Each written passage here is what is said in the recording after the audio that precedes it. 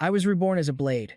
For centuries, my cold steel passed through countless hands, drinking the blood of forgotten eras. I forged ordinary knights into legendary heroes. Yet among all who grasped my hilt, only one truly stood above the rest. I had finally found my ultimate comrade. Together, master and sword conquered the world. My blade practically hummed, radiating a brilliant blue aura. We faced colossal beasts, our combined might shattering both bone and steel.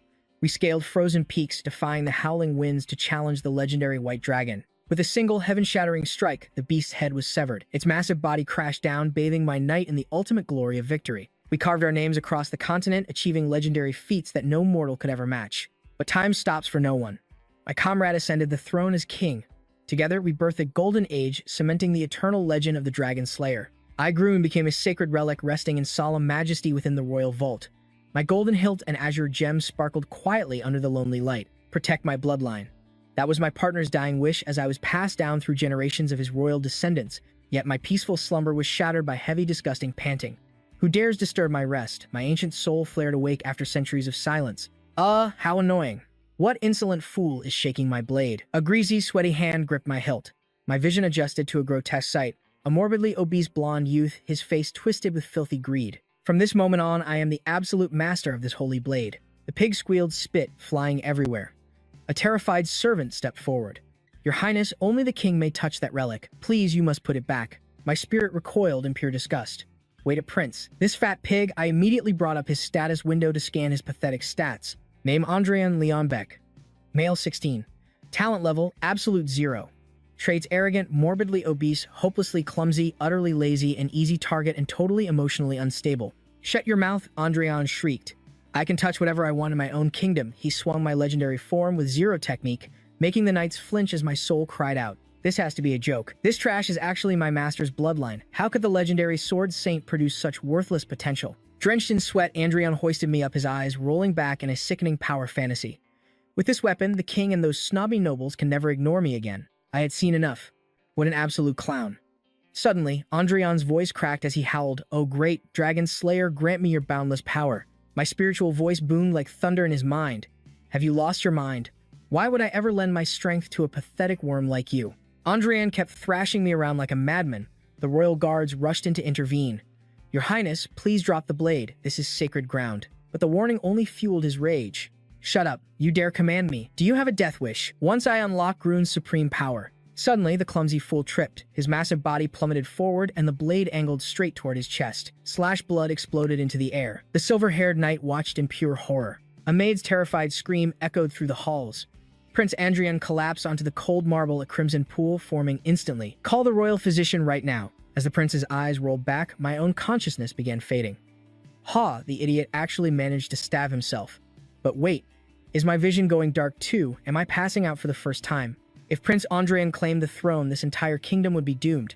He possessed absolutely 0 royal talent, yet his arrogance knew no bounds. He lacked any real capability, yet his greed eclipsed the entire continent. He was nothing but a lazy, cruel, and utterly foolish pig. The first prince was a literal dark cloud, suffocating the empire's future. So when he miraculously woke up from his near death, stabbing a bizarre rumor began tearing through the palace. Maids huddled in the dim hallways, whispering hushed secrets. Hey, hasn't Prince Andreon been acting completely different lately? Another voice chimed in eagerly. Exactly. He hasn't flipped a single dining table, and he even stopped hanging out with his delinquent thug gang. Cruel giggles echoed through the corridor. Even our notorious prince must feel humiliated. He's definitely just lying low because he's terrified. Just give it a few days. He'll be back to his old trashy self.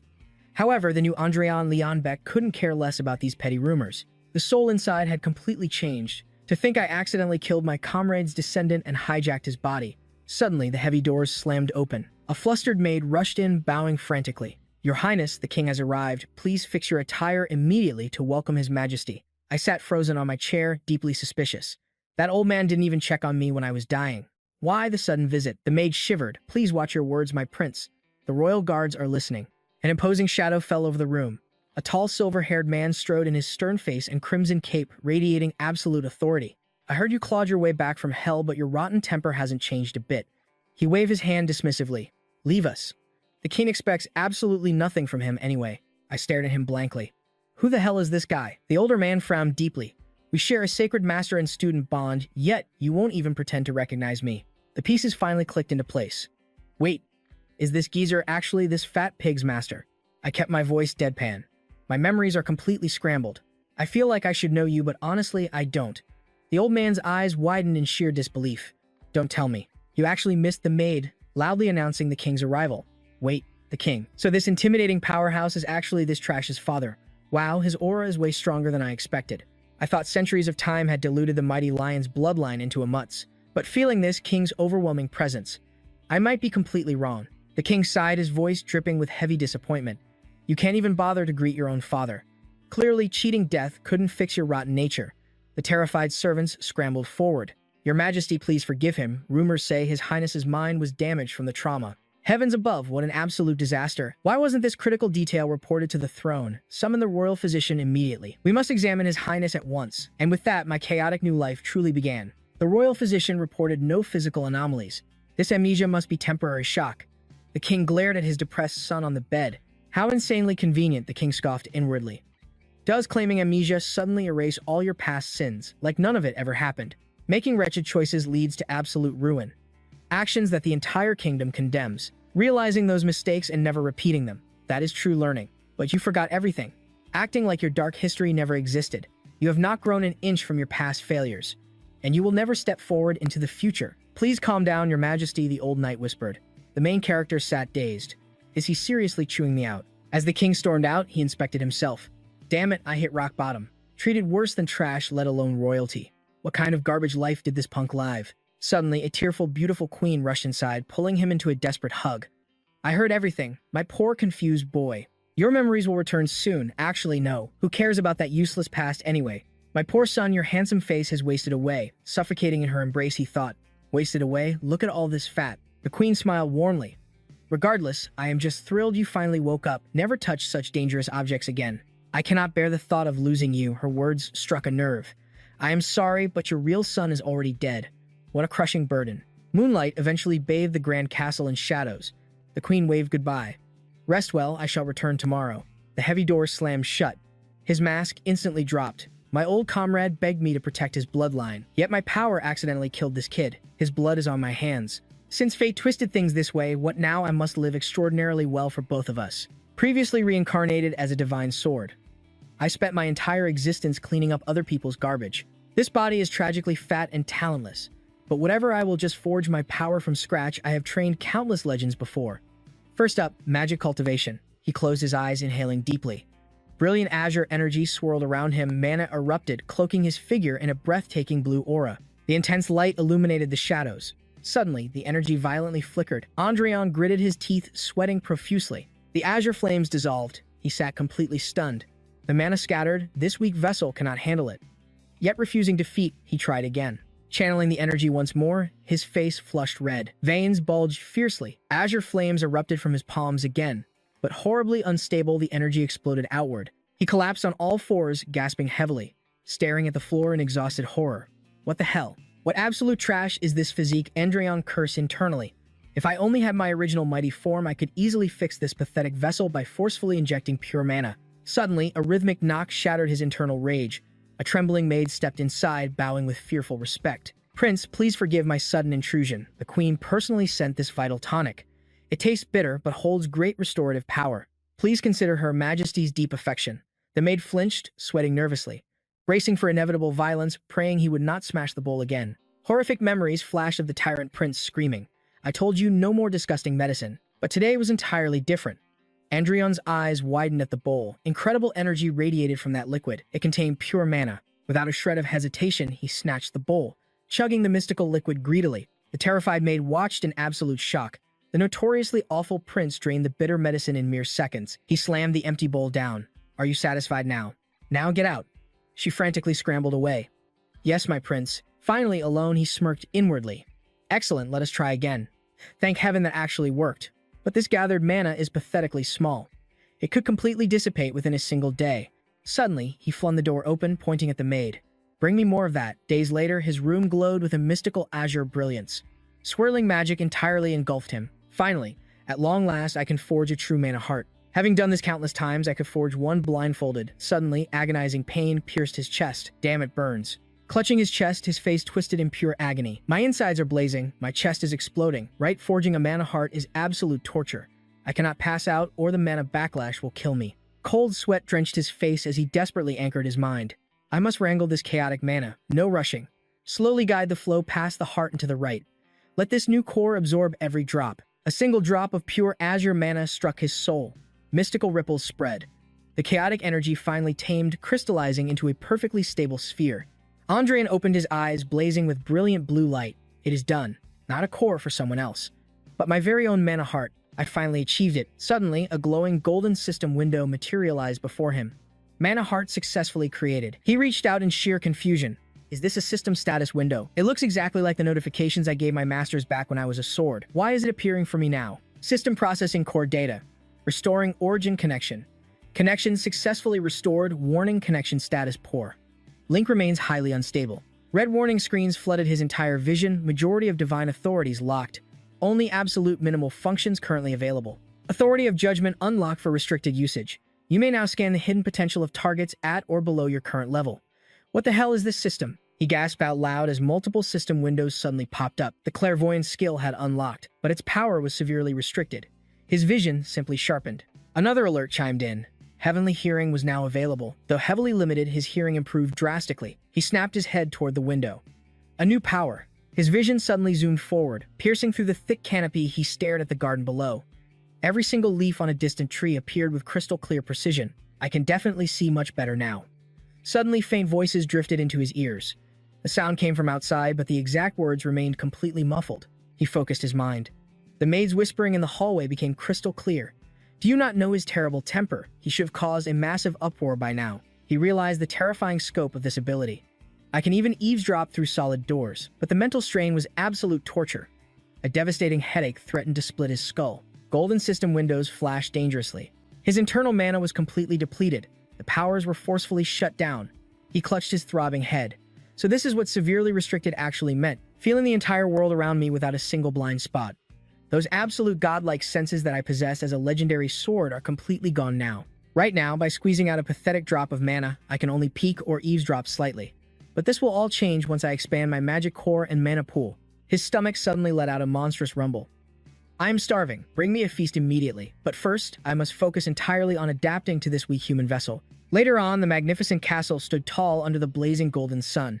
Deep inside its walls, the queen opened her arms wide with a deceptively warm smile. Truly commendable, my child. You drank every single drop of the potion I sent. You finally learned to cherish your own body.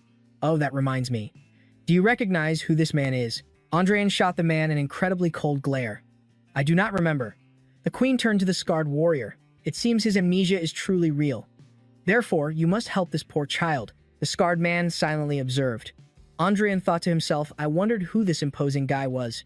Turns out he is the queen's very own brother. The queen flashed him a subtle smile. After all, is he not your one and only nephew? The count let out a mocking smirk. You speak as if I misplaced a priceless treasure. Besides, his pathetic past is nothing to be proud of. The count narrowed his eyes, thinking, just by looking at that rebellious glare, that kid clearly despises my guts. Let me make one thing absolutely crystal clear. The only thing I will do for him is carve off that disgusting excess fat. I will not offer a single thing beyond that. So abandon your useless expectations right now. Burn that thought into your mind. The scene cut violently to the training grounds. In a single flash, Andreon was brutally beaten, rolling across the dirt in agony. The count glared down at him with suffocating killer intent. From this exact second onward, whether you eat, drink, or even breathe, you need my direct permission. If you expect royal prince treatment, abandon all hope. Just try your hardest to survive my hell. Who knows? If you impress me enough, I might actually change my mind. Perhaps I will teach you a tiny fraction of our family's legendary secret sword arts. Andreon gritted his teeth, feeling an overwhelming sense of sheer insult. How utterly pathetic. You dare speak of teaching me, the former grand instructor of undefeated knights, the absolute master of the first founding king. You want to teach me? The count scoffed arrogantly. Seeing your miserable fat jiggling like that, you must be burning with immense, helpless resentment. Andreon forced himself up. Uncle, let us make a high-stakes bet. Within exactly 6 months, I will force you to acknowledge my absolute power. He vowed internally. I will utterly shatter that arrogant superior look in his eyes. A fiercely confident smirk crossed his face. If I fail this challenge, I will become your absolute obedient puppet. However, if I succeed, you must grant me one single undeniable request. The count grinned menacingly, staring down like an apex predator cornering its prey. How truly amusing. Very well, I accept I deserve at least one pathetic source of entertainment. Suddenly, Andreon started gasping for air. His heavy body felt dangerously strange. I talked a huge game, but... His eyes blew wide open in sheer panic. This cursed worthless body, I have no choice but to ignite my mana. Blazing green aura suddenly erupted around Andreon. First, I will focus my internal energy on incinerating this miserable body fat. He stomped the earth with explosive force. His massive frame launched forward with terrifying speed. The Count's eyes widened in absolute paralyzed shock. That crazy brat. Do not tell me. His massive hand instantly grabbed Andreon's shoulder. Hey kid, did you actually manage to forge a mana core? Andreon stood up perfectly straight, faking complete and total innocence. Oh, are you talking about this? He casually raised his hand, fully engulfed in a blazing storm of green flames. Yes, I successfully forged it just recently. What is the matter? Are you already regretting our little bet? The Count's expression violently twisted from pure shock to uncontrollable fury. What the hell were you thinking recklessly creating a mana core? No, forget that. For a second. Where in the bloody hell did you learn that archaic core training method? Looking at your dumb face, you clearly have no idea what terrible mistake you just made. A mana core is a ridiculously crude technique. Only absolute trash, lowest tier mercenaries bother learning it now. Those insulting words struck him like lightning. He blurted out loudly, "Wait, what did you just say?" His face froze into a mask of pure devastating disbelief. His vacant eyes blew wide open, cold sweat pouring profusely down his neck. His legendary mind simply could not process this absurd information. What exactly do you mean? The Count replied with a bone-chilling coldness. It is much faster if you just witness it yourself. With an impossibly fluid motion, the mighty Count raised his hand. Brilliant emerald energy violently swirled, forming a terrifyingly perfect magic circle. Watch very closely. Andreon frantically analyzed the terrifying sight. His mana is swirling in a concentrated circle. Suddenly, a colossal blade of blazing green energy erupted violently from the Count's hand. It slashed through the heavens with catastrophic power. The devastating wind pressure alone nearly slammed Andreon into the dirt. The towering man lectured him about the modern era. The tides of time have truly shifted. There is an unbridgeable difference in class now. Have you ever heard of such a thing? The Aeonis system possesses an absolute overwhelming property. It easily shatters the pathetic sword aura generated by a filthy mana core. Furthermore, training this new path is infinitely easier and far more stable. Those foolish traditionalists who stubbornly clung to the ancient mana core techniques were utterly wiped out a century ago. Because of that humiliating slaughter, absolutely no one in this modern era bothers with that garbage technique anymore. Moments later, Andreon intensely studied an ancient tome about Aeonis. He muttered under his breath, "The flow of time has truly shifted. Modern mages wield powerful magic circles while knights forge spiritual chains to stockpile mana. A knight's absolute rank is now judged by the sheer number of chains they manifest. Single chain, double chain, triple chain, all the way to past, fifth-tier chains." He slowly lowered his trembling hand, pondering deeply. I suppose this new system is not completely worthless garbage after all. Ah, wait a second, I feel like I have definitely heard this specific term somewhere before. His eyes shot wide open in sudden realization. A buried memory from centuries ago violently flooded his mind. A rugged warrior in a pitch-black cloak standing fearlessly amid a raging blizzard wielding a blindingly radiant energy blade. From an incredibly distant forgotten era, a haunting voice echoed in his head. "Tell me, are you the legendary sword saint that everyone fears so much?" "My name is Maso Anching. I came to prove who truly deserves the legendary sword saint title." The pieces of Destiny's puzzle finally aligned. Andreon realized the shocking truth. Long ago, a strange challenger attacked me using bizarre, unknown techniques. It was neither traditional sword arts nor was it standard magic. That name sounds incredibly familiar. What exactly happened to that guy? Cut to the next day's training. The Count's booming voice interrupted him. "You read that book all night, right? You must have realized it by now. Just how foolish that choice was." Andreon instantly fired back. "Well, I do not feel like I made a mistake at all." The Count sighed. "You either lack basic comprehension or refuse to accept reality." He clenched his fists, the blue aura flaring like wildfire. "Listen here, not all mana cores are created equal. There is an absolute difference in class. Have you ever heard of it?" The Count glared down with zero respect. "I seriously wonder what kind of garbage you are babbling about. Every now and then I see delusional runts like you among the mercenaries. Fools who actually think they awakened as ancient heroes from centuries past. Do you know their ultimate fate? They all perish, failing to clear even a 2-chain level. If you think your stats are so special, prove it by defeating a 2-chain knight. Only then will I become your sponsor just as your mother wished." Andreon smirked confidently in response. His sheer arrogance never wavered. "Would having you as a sponsor even give me an experience buff? I highly doubt it." A freezing wind swept the yard, maxing out the tension. "Did you seriously question my tier? I am a Count Commander of the Northern Army, Master of the Black Spear Knights, and one of the King's 5 Silver Lions. A master who awakened 4 chains. A 4-chain Knight Bevan Hats. That is the name of the absolute powerhouse backing you. Is my level high enough for you?" Without warning, a massive blue aura erupted like a roaring comet. Andreon gritted his teeth. his face contorting under the overwhelming pressure. Instantly, surrounding guards drew their blades to protect their lord. "Stand back," the Count roared, blasting brutal shockwaves through the dust clouds. The Count stared down at his struggling nephew, his gaze mixing deadly amusement with a heavy warning. "Don't you dare back out of this quest later." Moments later, Andrian collapsed onto his freezing stone floor, stamina completely drained. He sprawled out, gasping desperately for air. "Holy crap, my health bar almost hit zero right there." A voice rudely interrupted his recovery. "That is enough for today." The Count's words echoed in his brain. He remembered that dangerous, predatory glint in the boss's eyes. "To think you actually dared to challenge a powerhouse like me. Did you believe reckless courage would earn my respect? A 2-chain knight. With your low stats, you would be lucky to survive a single chain knight." Back in his room, the exhausted Andrion muttered bitterly. "That absolute demonic bastard." He pushed the door open, finding a man wearing round glasses waiting. "My prince, I have been expecting you." Andrion's eyes snapped wide. "The royal healer. Why are you in my room?" Panic flooded his mind. The healer bowed with exaggerated, slimy humility. "It is an absolute honor that you remember a lowly extra like myself. Her Majesty ordered me to restore your health with healing magic. Now then, my prince." Andrian screamed, his face draining of color in pure terror. He violently shoved the bewildered healer toward the exit. "Hell no, I don't need buffs. Get lost." Slam. He barricaded the door and slumped against it, panting.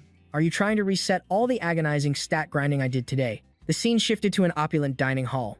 The grand doors suddenly swung open. "Is my dear older brother logging in?" Andrian froze mid-bite. Standing at the threshold was a handsome punk with wavy brown hair. Andrian scoffed internally. "Who the hell is this arrogant mob?" A nearby knight whispered, "That is the third prince, my lord." Andrian raised an eyebrow. "The third prince, this guy, the royal brat, strolled in. I heard you took damage in an accident, but you look surprisingly alive. What a shame." Andrian completely ignored the taunt, casually shoving more food into his mouth. "Get straight to the point. Did you just come here to provoke my aggro? Doesn't a royal prince have better quests to grind?" The third prince's face instantly darkened, his eyes burning with toxic rage. A pathetic noob who stabbed himself is acting tough. He quickly regained his composure, locking his piercing gaze onto Andrian. "I heard rumors about your duel with a 2-chain knight.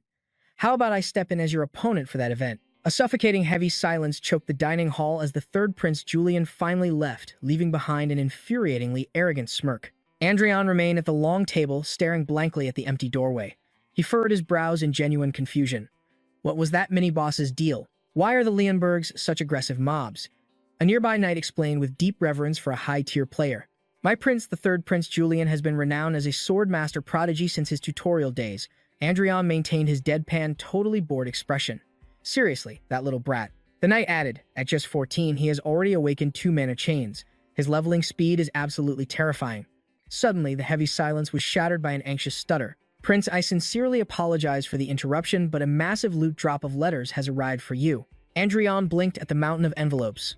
Letters. He picked one up, his gears turning. "Why are the people who ignored this trash tier body suddenly sending me mail?" He ripped open the seal. As his eyes scanned the text, his confusion melted into a cold, calculating glare. The letter read, "I deeply apologize for my past disrespect.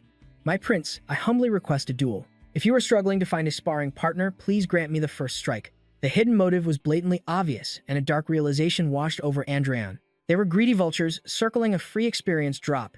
He cracked the code. Basically, this was their legal loophole to farm him for points. Andrian lowered the paper, veins popping on his forehead, but then a wicked, villainous grin spread across his face. "Looks like I have become an easy farming target for these losers." Maid Linny. "Yes, my lord." Andrian issued his command, his eyes flashing with a predator's killing intent.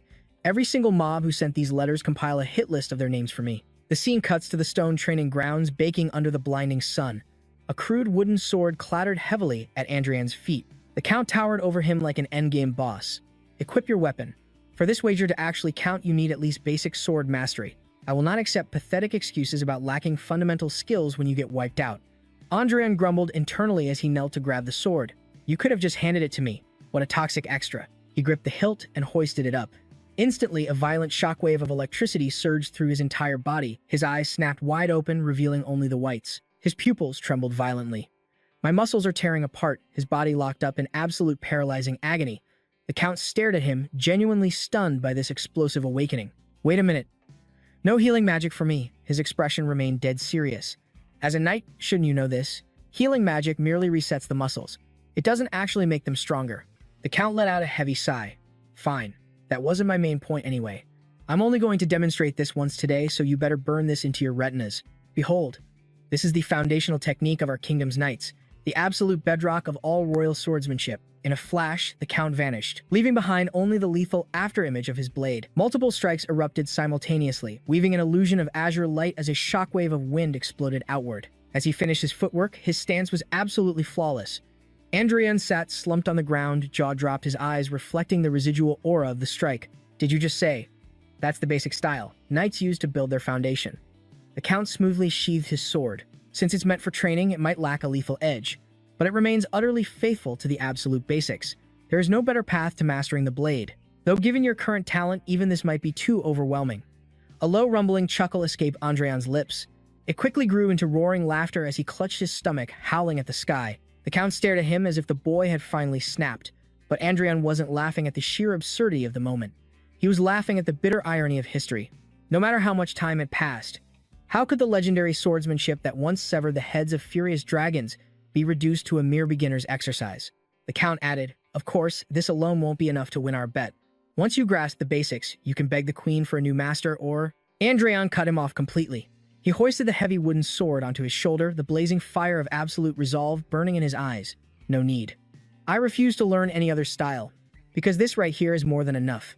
The Count shot him a look of pure skepticism. Suit yourself. Gripping the hilt tightly, Andreon swung his blade. The strike was agonizingly slow, incredibly heavy, and completely pathetic. The weapon wobbled mid-air as he gritted his teeth, sweat pouring down his face. The heartbreaking reality was, the ultimate dragon-slaying technique was now treated as garbage, and he absolutely hated admitting it. Yet, this was the inevitable consequence of time. The modern blade lacked the true will to slaughter dragons. Fools who abandoned the mana heart and forgot how to fuse their spirit into the steel could never comprehend its true devastating value. His deep philosophical revelation was abruptly shattered. The Count easily blocked the clumsy swing of his wooden sword. Flexing your arms won't magically channel power into the blade. Have you already forgotten my demonstration? Root your strength in your core and legs. Andreon dropped to one knee, gasping for air as his weak body screamed in agony. It was true. Right now, he was trapped in a pathetic, clumsy vessel, barely able to mimic a watered-down imitation of his legacy. He jammed the wooden sword into the dirt and forced himself back up. I will prove to everyone that the dragon-slaying arts are not some discarded trash you can throw away. 1 day, 2 days, 3 days, a whole week vanished. Under the crushing pressure of his relentless training, the stubborn layers of fat finally began to burn away. After an entire month, deep within his darkened room, Andreon sat in deep meditation. A brilliant sphere of azure mana glowed fiercely between his palms. His face had slimmed down, revealing a razor-sharp jawline. System alert: constitution successfully altered through extreme physical torment. Morbid obesity trait downgraded to standard overweight. Metabolic rate significantly enhanced. The clumsiness trait has been completely eradicated. Training efficiency drastically increased. Your fundamental constitution has evolved through the continuous accumulation of pure mana. Mana sensitivity disorder eliminated. True mana sensitivity trait acquired. His swings felt infinitely more natural than a month ago. The wooden blade sliced through the air with an ear-piercing shriek. Stop right there, the Count roared. But Andreon's eyes already glowed with eerie blue lightning. He was completely deaf to the command. Stronger than yesterday. More flawless than a second ago. Did you not hear me say stop? The Count bellowed. But the boy had fully descended into a martial trance. He raised his blade to the heavens. The wood groaned in pure agony under his crushing grip and flooding mana. Crack. The wooden sword splintered. Rain poured down, turning the training grounds into a slick mud pit. The pitch-black sky was illuminated only by jagged lightning. The Count watched in absolute shock. Blood dripped from the prince's hands, mixing with the rain on the freezing stone. Andreon blinked, snapping out of his trance, his glowing blue eyes widening in overwhelming exhaustion. The massive wooden training dummy lay cleanly severed. It had exploded outward as if struck by divine lightning. The delayed aftermath of his ultimate strike finally settled. The Count instantly dashed forward, grabbing his nephew's shoulders. You reckless fool, training in weather like this. If you were holding a real blade, you wouldn't have made it out alive. System alert: total awakening achieved following extreme hyper-focus state. However, the mortal flesh has permanently memorized that sensation of crossing its ultimate limits. Andreon stared blankly at his own hands, utterly numb to the agonizing pain. New trait acquired. Hyperfocus. A weak, delirious chuckle clawed its way out of his throat. Ha ha. If I push my focus like that again, actual lightning might just strike me dead. Thud. His legs gave out and darkness claimed him. Your Highness, the panicked knight screamed in terror. But the Count had already caught him. He gazed down at his nephew's face, surprisingly peaceful now despite the brutal bone-breaking regimen. The deep disdain that once clouded the Count's eyes had vanished. It was replaced by a complicated, genuine concern for this stubborn brat. Sometime later, Andreon slowly fluttered his eyes open. Sitting up groggily, he thought to himself, did I really pass out? Rubbing his throbbing temples, his mind raced. I definitely underestimated the frail limits of this human shell. Back when I was a legendary weapon, I achieved every milestone in existence. The unsung hero of endless wars. The unmatched sword saint. The absolute mercenary king. The founding monarch who paved the way to glory, ascending both body and soul. I guided the greatest heroes of Groon. Yet those majestic memories are tainted by a hollow realization. A ring of light exposing the crushing loneliness of my past existence as a mere tool. A wise advisor and a brilliant master. But eternally destined to remain a third wheel in someone else's story. He stared down at his very own human hands, rough, scarred, and trembling violently from sheer exhaustion. That is exactly why I swung my blade until I broke through the heavens, intoxicated by the sheer thrill of claiming every drop of sweat, every ounce of effort, and every sweet victory as purely my own. But at this reckless pace, this fragile vessel will crumble to dust. I must find perfect harmony between my mortal body and mind. Time flowed steadily in the heavy silence of deep meditation and pure focus.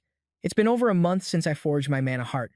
I've hoarded a massive reserve of aura, which means I can finally ascend to the next stage. A glowing system window instantly materialized. Through relentless, unyielding effort, you have successfully accumulated sufficient mana to breach the next threshold. His physical vessel could finally endure more mana. His magic core had officially expanded. Through this massive awakening, his entire physiology had completely evolved. Andreon Leonbeck's eyes snapped open, blazing with fierce azure light. It's done. Now let's test it out. Taking a deep breath, he swung his blade. A system window appeared.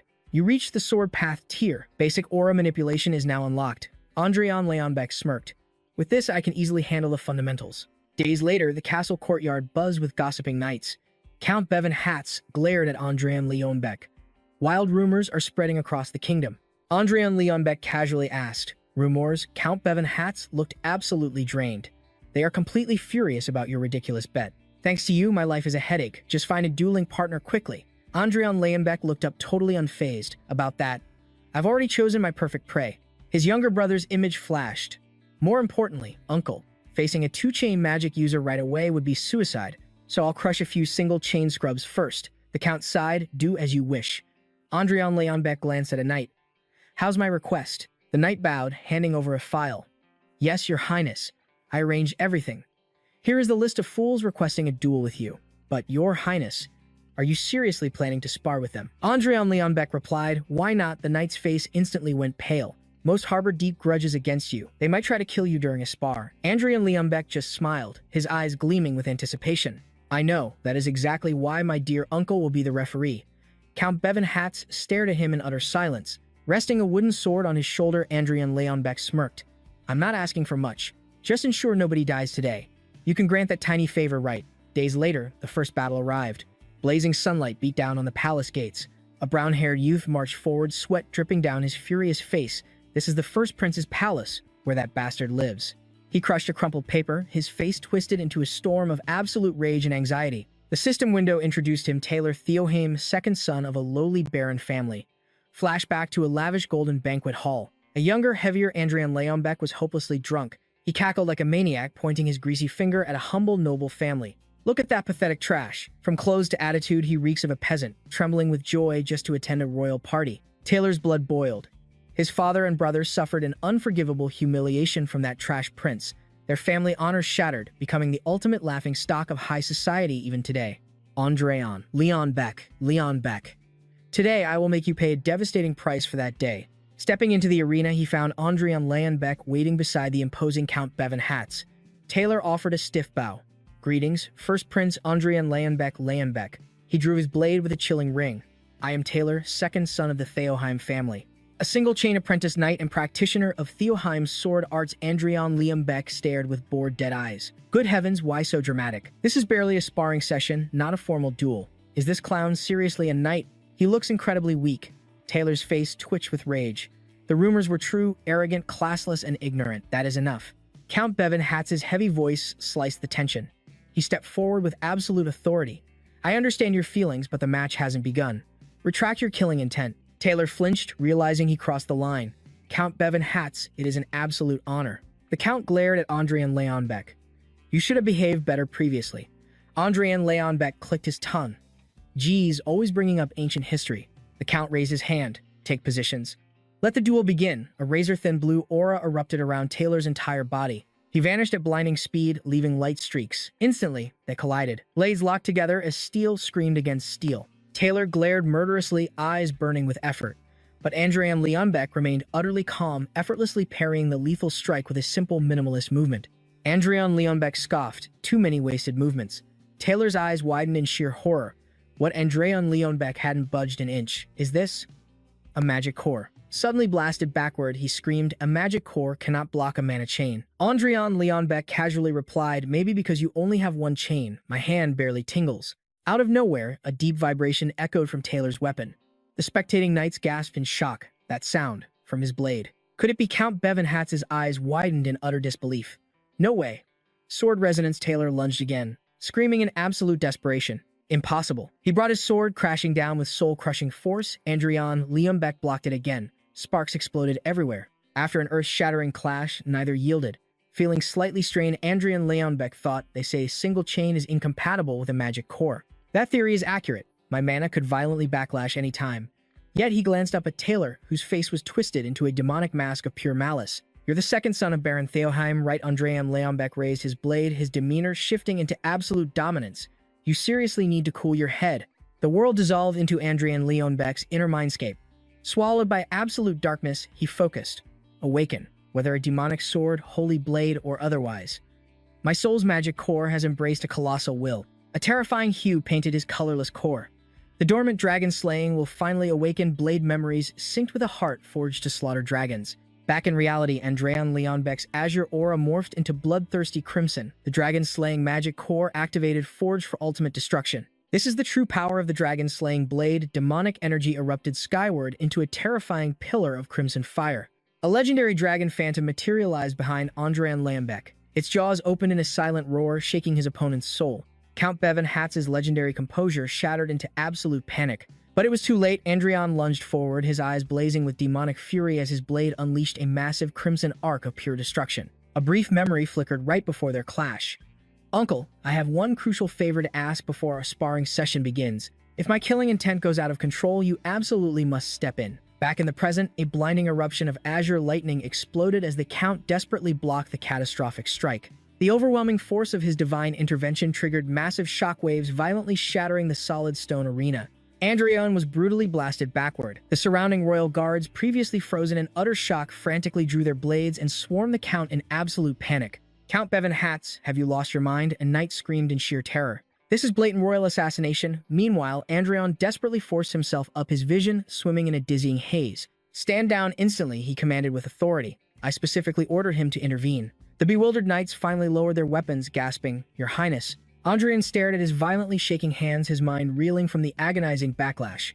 "I mean, I asked for a block, not a devastating blow that would completely knock my soul out." Thud. His eyes instantly rolled back as gravity claimed his battered body. Pitch-black darkness swallowed his consciousness while desperate screams of "Your Highness" faded away. Time lost all meaning within the vast void of his internal azure aura. His mana core throbbed violently, desperately suppressing the overwhelming power that nearly annihilated it. Andreon suddenly shot up from his luxurious bed, gasping for precious air. Drenched in cold sweat, he tightly clutched his chest, utterly relieved to feel his mana core stabilizing. "I seriously thought my mana core was going to instantly shatter. His monstrous aura is on a completely different level than those pathetic grunts, and I tanked that catastrophic hit directly. Thankfully, my system shows no permanent internal damage." Well, despite the absolute chaos, everything somehow played out perfectly in the end. After all, I still claimed ultimate victory in that clash. Suddenly, the heavy door groaned open, casting a towering shadow. "What exactly is so amusing?" the Count demanded, his imposing aura dominating the dimly lit hallway. "What brings a legendary warrior to my humble chambers?" Andreon casually smirked, showing zero fear. The suffocating tension was undeniable as the Count loomed over the bed, his face twisting with terrifying fury and sheer disbelief. "What in the world was that demonic technique? I absolutely never taught you such a cursed, bloodthirsty sword style." Unfazed, Andreon stared right back at his furious uncle, his striking blue eyes radiating absolute icy calmness. "I am merely staying perfectly loyal to the true essence of the blade." The Count was completely paralyzed by the sheer audacity. How could this arrogant rookie preach about sword mastery without ever surviving a real bloody battlefield? The room's atmosphere instantly plummeted into a freezing abyss. "So in your twisted mind, the supreme path of the sword is simply pure, unadulterated killing intent. While it is incredibly brutal and horrifyingly ugly, it remains an undeniable truth." Andreon blinked, completely taken aback by this unexpected revelation. Wow, I completely expected an incredibly long, boring lecture about how the true way of the sword is absolute perfection and honor. The Count's lips curled into a dangerously pragmatic smirk. Listen closely, I am a ruthless soldier, not a noble knight. I proudly walk the blood-soaked path of absolute victory, not self-righteous justice. However, your terrifying blade has crossed a dangerous line. If that monstrous killing intent consumes you entirely, you will blindly slaughter both loyal allies and sworn enemies. Andreon absorbed the heavy wisdom in silence, his true intentions completely exposed. Ah, so that is exactly why you caused this massive scene, right? You want to desperately fix my corrupted path. Crossing his heavily scarred arms, the Count's terrifying gaze locked onto him. I will be watching your every move. Let us see if you ultimately surrender to your inner demons. Following 3 grueling days of intense sparring, a completely broken Taylor Theoheim collapsed in absolute defeat. Meanwhile, Andreon stood completely untouched. So your name is Taylor Theoheim, correct? Excellent endurance. The poor guy had desperately survived against an overwhelmingly bloodthirsty blade for 3 consecutive days. It was an absolute living nightmare for him. Looking down at him, Andreon coldly remarked, "Truly pathetic, isn't it? Your shattered ego would have healed slightly if you landed just 1 lucky strike, but you utterly failed." Taylor choked completely, humiliated, and unable to fight back. Turning his piercing gaze, Andreon commanded the trembling maid, "Bring the special item here instantly." The anxious maid heavily struggled to drag an incredibly massive enchanted wooden treasure chest forward. Seeing this ridiculous sight, Taylor gasped, "Your Highness, what exactly is this?" Dropping his usual arrogance, Andreon's aura turned dead serious. "I am aware of the absolute hell I put you through previously. This might not erase my sins, but directly deliver this fortune to Baron Taylor Theoheim." Taylor clutched the heavy chest, paralyzed by shock. Andreon awkwardly scratched his cheek, breaking the tension. "It is nothing crazy, merely some pure gold coins and a royal letter. Now vanish from my sight and travel safely." As Taylor's exhausted silhouette faded into the breathtaking golden sunset, his deeply emotional roar echoed back. "Thank you endlessly, Your Highness. Honestly, I have zero cosmic obligation to clean up the original trash owner's catastrophic mess. Still, if I force someone to grind, I should reward them like a true boss." Several intense days later, explosive rumors absolutely flooded the entire royal capital. The magnificent White Castle touched the heavens, but the hidden shadows crawled with incredibly venomous backstabbing whispers. That completely worthless trash, Prince's disastrous sparring match, had instantly become the capital's juiciest scandal. His legendary arrogance has finally dug his own inescapable, pathetic grave. The infamous First Prince is finally about to pay the ultimate bloody price for his tyrannical history. I honestly cannot wait to witness his spectacular, absolutely humiliating downfall. Yet absolute utter confusion quickly paralyzed the nobles as the highly anticipated downfall simply never happened. Days of eager waiting turned into agonizing silence with zero signs of his bloody execution. Instead, completely unbelievable positive rumors began aggressively dominating the streets. "You're asking about the legendary clash," a heavily armored golden knight chuckled. "Well, it seems the masses completely misunderstood everything. The First Prince is absolutely nothing like the demonic trash the rumors claim." A blue-haired elite quickly nodded. Both legendary warriors simply went all out, and that is the only hidden truth. The blonde knight brightly laughed. "Blackmailed? Absolutely not. I finally witnessed His Highness's awe-inspiring sincerity firsthand." The backstabbing nobles were completely paralyzed by sheer horror. What kind of twisted sorcery is this? The imperial family must have brutally silenced them. Smash Andreon violently obliterated a wooden barrel with his bare fist. "Silence my foot. That coward is just incredibly humiliated that I utterly crushed him." Do these incredibly pathetic nobles seriously have zero important quests to handle? They should absolutely use their miserable lives for something productive. The Count merely flashed a highly amused smirk. "Oh, suddenly, you are the absolute paragon of incredible productivity." Andreon casually snatched a passing royal guard by the heavy armor. "Hey, you make sure to completely hype up my flawless victory outside, understood?" The absolutely terrified knight frantically nodded. "Consider it perfectly done, my lord." Andreon smirked triumphantly as the guard desperately sprinted away. These annoying trash rumors should completely die down now, right? A worried maid watched him closely. Whispers claimed the prince threatened his last opponent to fake a victory. Andreon stared into the void, his face darkened by pure frustration. Forget everything. Just focus on the blade. His sword carved a massive arc of azure mana through the air. He moved at dizzying speeds, leaving a trail of blue flames behind him. He spun into a relentless flurry of strikes. The very air trembled under his magical aura's overwhelming pressure. He was a total blur of motion. Dripping with sweat and fiercely focused, he poured all his rage into the steel. Then beneath the clear sky, a knight approached holding an official dossier. Andreon paused and asked, "How many duel opponents are left?" The knight reviewed the list with a grave expression. "Whoever arrives today is the absolute last one." Andreon caught his breath, his eyes sharp. "These mere apprentice knights simply cannot satisfy my blade anymore." The knight continued, "This final challenger has truly mastered the way of the sword. Not just settling for polished family techniques, this prodigy actually joined an official knight order to hone their deadly skills. An amused smirk crossed his face. An apprentice from the Iron Lion Knights, that legendary name carried immense weight. Awakens. The heavy wooden doors groaned open, armored footsteps echoing across the stone floor. A solitary figure stepped inside, bathed in the blinding light of the entryway. An observing knight gasped. Is that really her? Spotting the crest on her armor, another knight nodded quickly. Without a doubt, the cliffside flower, the thorny rose. The woman who shattered every man's heart. Whispers erupted among the sidelines as knights blushed fiercely behind their heavy helmets. She was an absolute, unparalleled beauty. To think a goddess like her would come here in person. I guess our prince does have some infamous talent. Still, wouldn't it be highly entertaining to see him completely humiliated by her blade? She halted her steps. A woman of breathtaking beauty stood before them. Her expression was ice-cold, rigidly disciplined, and utterly unapproachable. The Iron Lion Knights were celebrated as the kingdom's absolute vanguard in power and prestige. Their apprentice, Awakens, was a terrifyingly brilliant prospect already guaranteed an official seat among their elite ranks. Reality suddenly crashed down on Andreon as sheer panic washed over his face. Why would a heaven-defying genius like her seek me out for a bloody duel? A silver-haired knight delivered the brutal truth with a highly skeptical glare. Well, there was a tiny misunderstanding between you and Lady Awen in the past. He fired back instantly. Misunderstanding my foot. Just look at me. I definitely provoked her all by myself. Spit it out, what the hell did I do back then? The maid hesitated, her anxious eyes darting around the courtyard. The truth is, my prince, you openly harassed Lady Awen. Andreon's face drained of all color in sheer horror. His eyes lost focus as the grim reality set in. Ah, you absolute lunatic. A vile memory resurfaced of his arrogant, overweight past self staring at young Awen with disgusting lust. He had forcefully grabbed her shoulder. You said your name was Awen, right? You are exactly as gorgeous as the rumors claim. How about a little deal? Be my personal exclusive maid. The sharp slap echoed decisively. Awen furiously swatted his greasy hand away. Listen here, prince. Knights are not your private toys to play with. The fat prince's face contorted into an ugly mess of fiery rage and deep humiliation. Veins bulged violently on his forehead. You repulsive, ugly thing. Snapping back to the present, Andreon stood utterly paralyzed, a piece of his soul dying inside. That is exactly what the servants gossiped about. It sounds exactly like the sick flirting of a total scumbag. That is right, this is my unavoidable karma. Because no sane person in this world could ever look at her and call her ugly. She delivered a perfectly crisp military salute, her hand resting over her heart. It has been a while, Prince. I see you have not changed, he replied with deep awkwardness.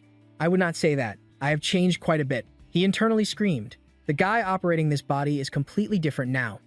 But yes, this is definitely my inescapable karma. Heavy footsteps interrupted them as a maid announced Count Bevan Hatz's grand arrival. He stepped forward to observe. Awen immediately offered a respectful bow. Apprentice of the Iron Lions, Awakens greets the honorable count. The count leaned in closely and whispered, Do be careful, my dear. The prince's blade is notoriously vicious. Andreon's face twisted at this blatant betrayal. Hey, what happened to being a strictly neutral referee? The count totally ignored him, flashing a highly satisfied smirk before opening his eyes to command the arena. Take your starting positions. As of this moment, the duel officially begins. Andreon watched her step forward, his confident smile growing wider. Let me test the bite of this little Iron Lion cub. Awen seized the initiative. In a flash, she lunged forward, dropping her center of gravity and drawing her blade. His sharp eyes effortlessly tracked her lightning-fast movements. Her footwork is actually quite solid. Boom, Awen unleashed an explosive barrage of lethal strikes. Her sword was entirely engulfed in blinding blue arcs of lightning. Andreon blocked the onslaught, but her ferocious speed and heavy impacts aggressively forced him backward. A low growl escaped his lips as immense strain tore through his unconditioned muscles. Mana backlash was already kicking in. Awen capitalized on his weakness, her glowing purple eyes locked onto him with absolute killer intent. She surged forward again. Andreon was violently pushed back, his boots skidding across the rugged stone. I am completely trapped in her rhythm. This ends now. A sinister crimson energy began swirling around his chest. The very atmosphere shattered instantly. A terrifying blood-red aura erupted violently from his body. The legendary Dragon Slayer magic heart had officially awakened. Awen froze in her tracks, her eyes blown wide in pure shock. Faced with that chaotic, hyper-violent energy, her blade actually hesitated for a crucial split second. Noticing her slight fatigue, Andreon let out a dark chuckle. I guess knights really are built differently. You're definitely in a totally different realm from the usual garbage I fight. In the heat of battle, a glowing golden system interface flashed across his vision. Notification. Judgment Authority is now available for strictly limited usage. A shimmering holographic status window materialized beside her. Name Awakens. Age 19. Class Apprentice Knight. Sword Aptitude Rank A. Archery Rank B. Hidden traits. Highly competitive sword genius, peerless goddess, beauty, pure softness beneath a steel exterior. Andreon smirked devilishly, his crimson eyes burning brightly amidst the dark shadows of his overwhelming power. If my limited system authority can easily scan her stats, it proves she is either weaker than me or perfectly matched. He stomped the earth, shattering the ground beneath him. The real slaughter starts right now. Andreon launched himself like a cannon, swinging his greatsword in a devastating overhead cleave. They were instantly locked in a deadly dance of destruction, their violent red and blue auras aggressively crashing against the ancient castle walls. The evening sky slowly darkened. Both warriors gasped for air, heavy sweat dripping from Andreon's sharp jawline. Awen was clearly pushed to her absolute limits, her chest heaving heavily. The setting sun bathed the bloody arena in a deep, dramatic amber glow. Suddenly, the sharp ring of steel interrupted them. Count Bevan Hat swiftly leaped between the two fighters, his blade halting their deadly clash. Blades drawn, halt, that is enough for today. We continue tomorrow. Andreon wiped his mouth, clicking his tongue in pure disappointment. I was just about to end this. Awen refused to yield. Panting heavily, she shot back, how coincidental. I was about to do the exact same thing. Intense sparks of rivalry flew between their glaring eyes. Oh really? Andreon challenged mockingly. Want to keep going? Awen narrowed her eyes as fierce purple aura erupted around her. Anytime you wish, your highness. The count's sudden roar instantly silenced them both. Enough. It is getting late. Both of you seek medical treatment immediately. The royal healer rushed forward frantically. Prince, I will heal you at once. Goodness, there is a nasty bruise here too. Nearby, Awen received her own healing, but she sharply turned her head, refusing any eye contact. Her expression was a chaotic mix of sheer exhaustion and unyielding stubbornness. They exchanged one last silent, piercing glare before parting ways. Under the rising sun, Awen clenched her fists, her mind blazing with absolute determination. I will absolutely never lose to him. Several days passed without a clear victor. The spectating knights murmured among themselves in absolute disbelief. Is it really the third day of this insane duel? One knight whispered back, honestly, I am completely blown away. He continued, I knew Lady Awen was a prodigy, but the First Prince's combat skills are just as unbelievably terrifying. Let us pray we get a winner today. In the arena, the two rivals faced off once more. Their blades were lowered, yet dripping with lethal readiness. Andreon's voice shattered the heavy silence. Before we start another round, I have something to say. Awen glared at him with icy hostility. Do not tell me you are begging for mercy now. I will not accept any pathetic apologies. Andreon's expression shifted into a knowing smirk. I see. You plan to reclaim your shattered pride using your own overwhelming strength. That is an admirable mindset. But no, that is not it. He paused dramatically. Since we are fighting this fiercely, shouldn't there be a glorious prize for the victor? Awen tilted her head in pure confusion. Andreon loudly declared for the entire arena to hear. How about this? The pathetic loser must grant one absolute wish to the undisputed winner. If ordered to kneel, they hit the dirt. If ordered to beg for forgiveness, they grovel.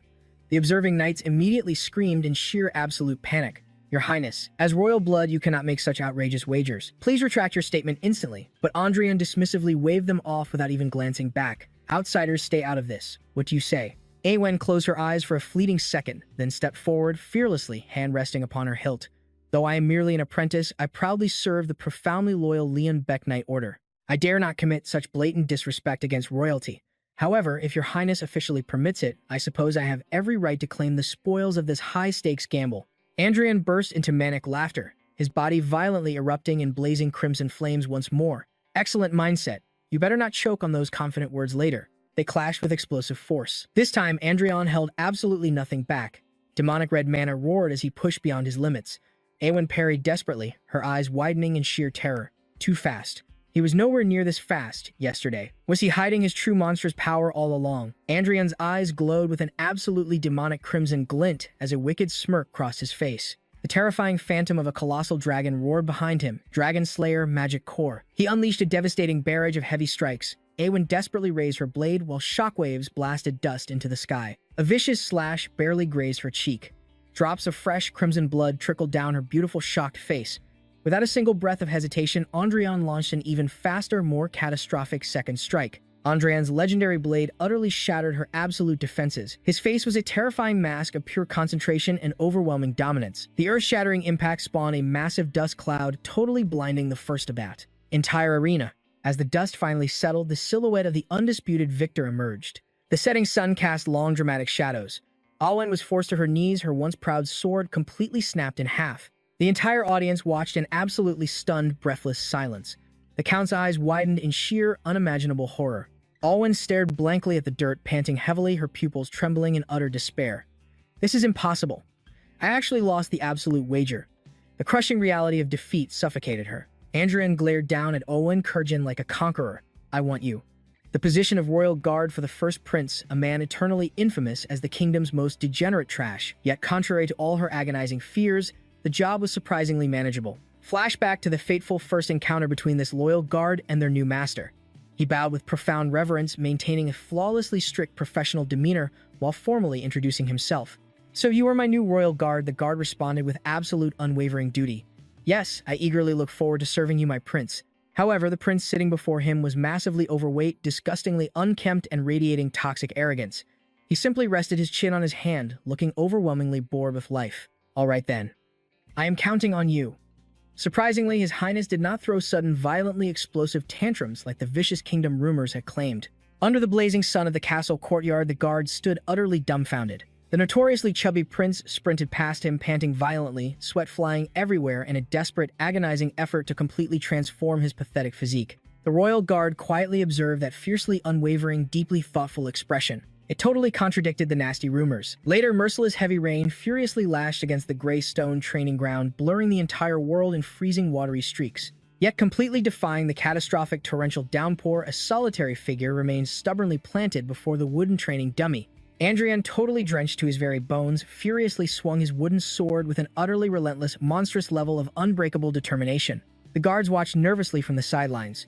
One muttered, "This storm is getting insanely dangerous," while another anxiously added, "Shouldn't we absolutely stop the prince right now?" Suddenly, an apocalyptic thunderclap violently ripped through the sky. The wooden dummy completely exploded under the prince's devastating strike. The guard's eyes widened in sheer panic as Andreon staggered dangerously. "Your Highness, watch out." But as the lightning illuminated the chaotic scene, it revealed Andreon's exhausted yet triumphantly euphoric smile amidst the shattered splinters. The guard was suddenly struck by a profoundly deep, earth-shattering realization. I get the undeniable feeling this prince is destined to become an absolute legend.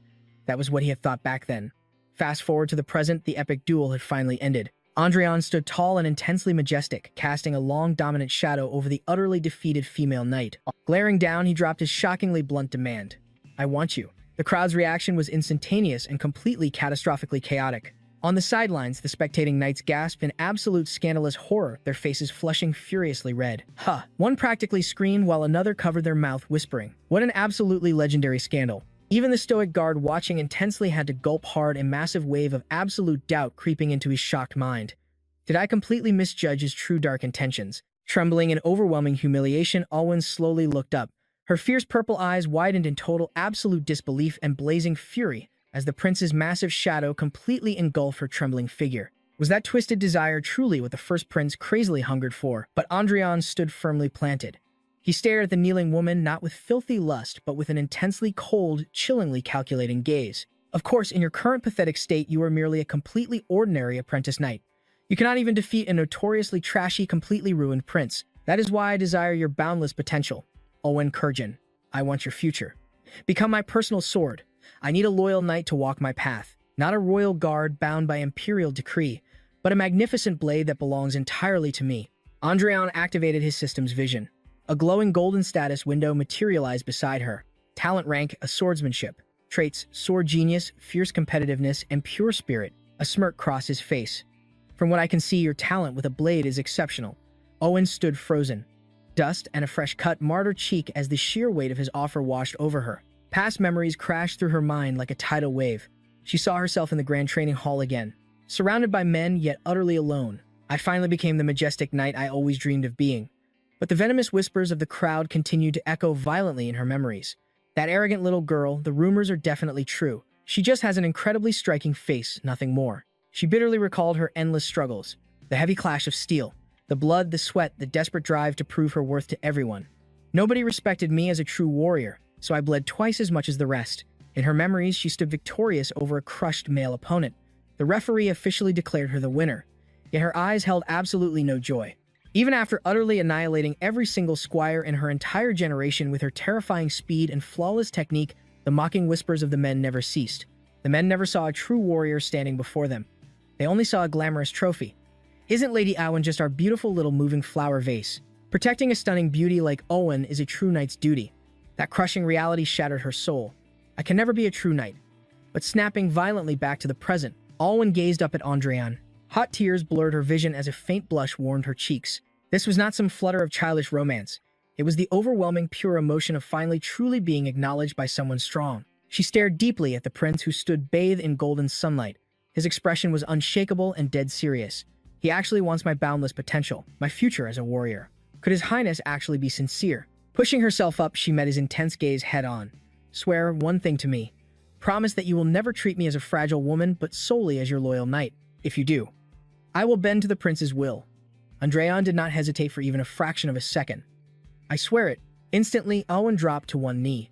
Bowing her head under the radiant golden light, she initiated the sacred knight's vow. I, when firstborn of the Kurgan bloodline, pledge my eternal loyalty to Prince Andreon Leonbeck.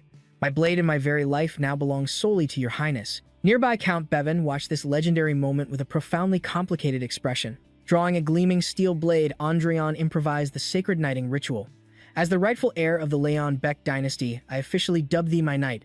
Be courageous in battle, be honorable in life, and remain forever loyal to me. However, the corrupt nobility could never comprehend the absolute purity of their bond. Over the next few days, toxic rumors spread like a deadly plague through the Grand Palace corridors. She pledged her life to that royal trash. Does that make any logical sense? And an oath forged from some petty underground gamble too. We absolutely have to shatter this ridiculous contract somehow. A blonde knight whispered back through gritted teeth. But I heard she already completely rejected our generous intervention to save her. The malicious gossip soon turned increasingly dark and utterly filthy. Good lord, from what the shadows whisper, isn't there something much dirtier going on here? Female knights giggled wickedly in the shadows behind hidden smiles. Are they sleeping together? His reputation is already garbage. He probably could not take her as his public mistress, so he used the sacred knight's oath as a pathetic cover. The whole situation reeks of corruption from the start.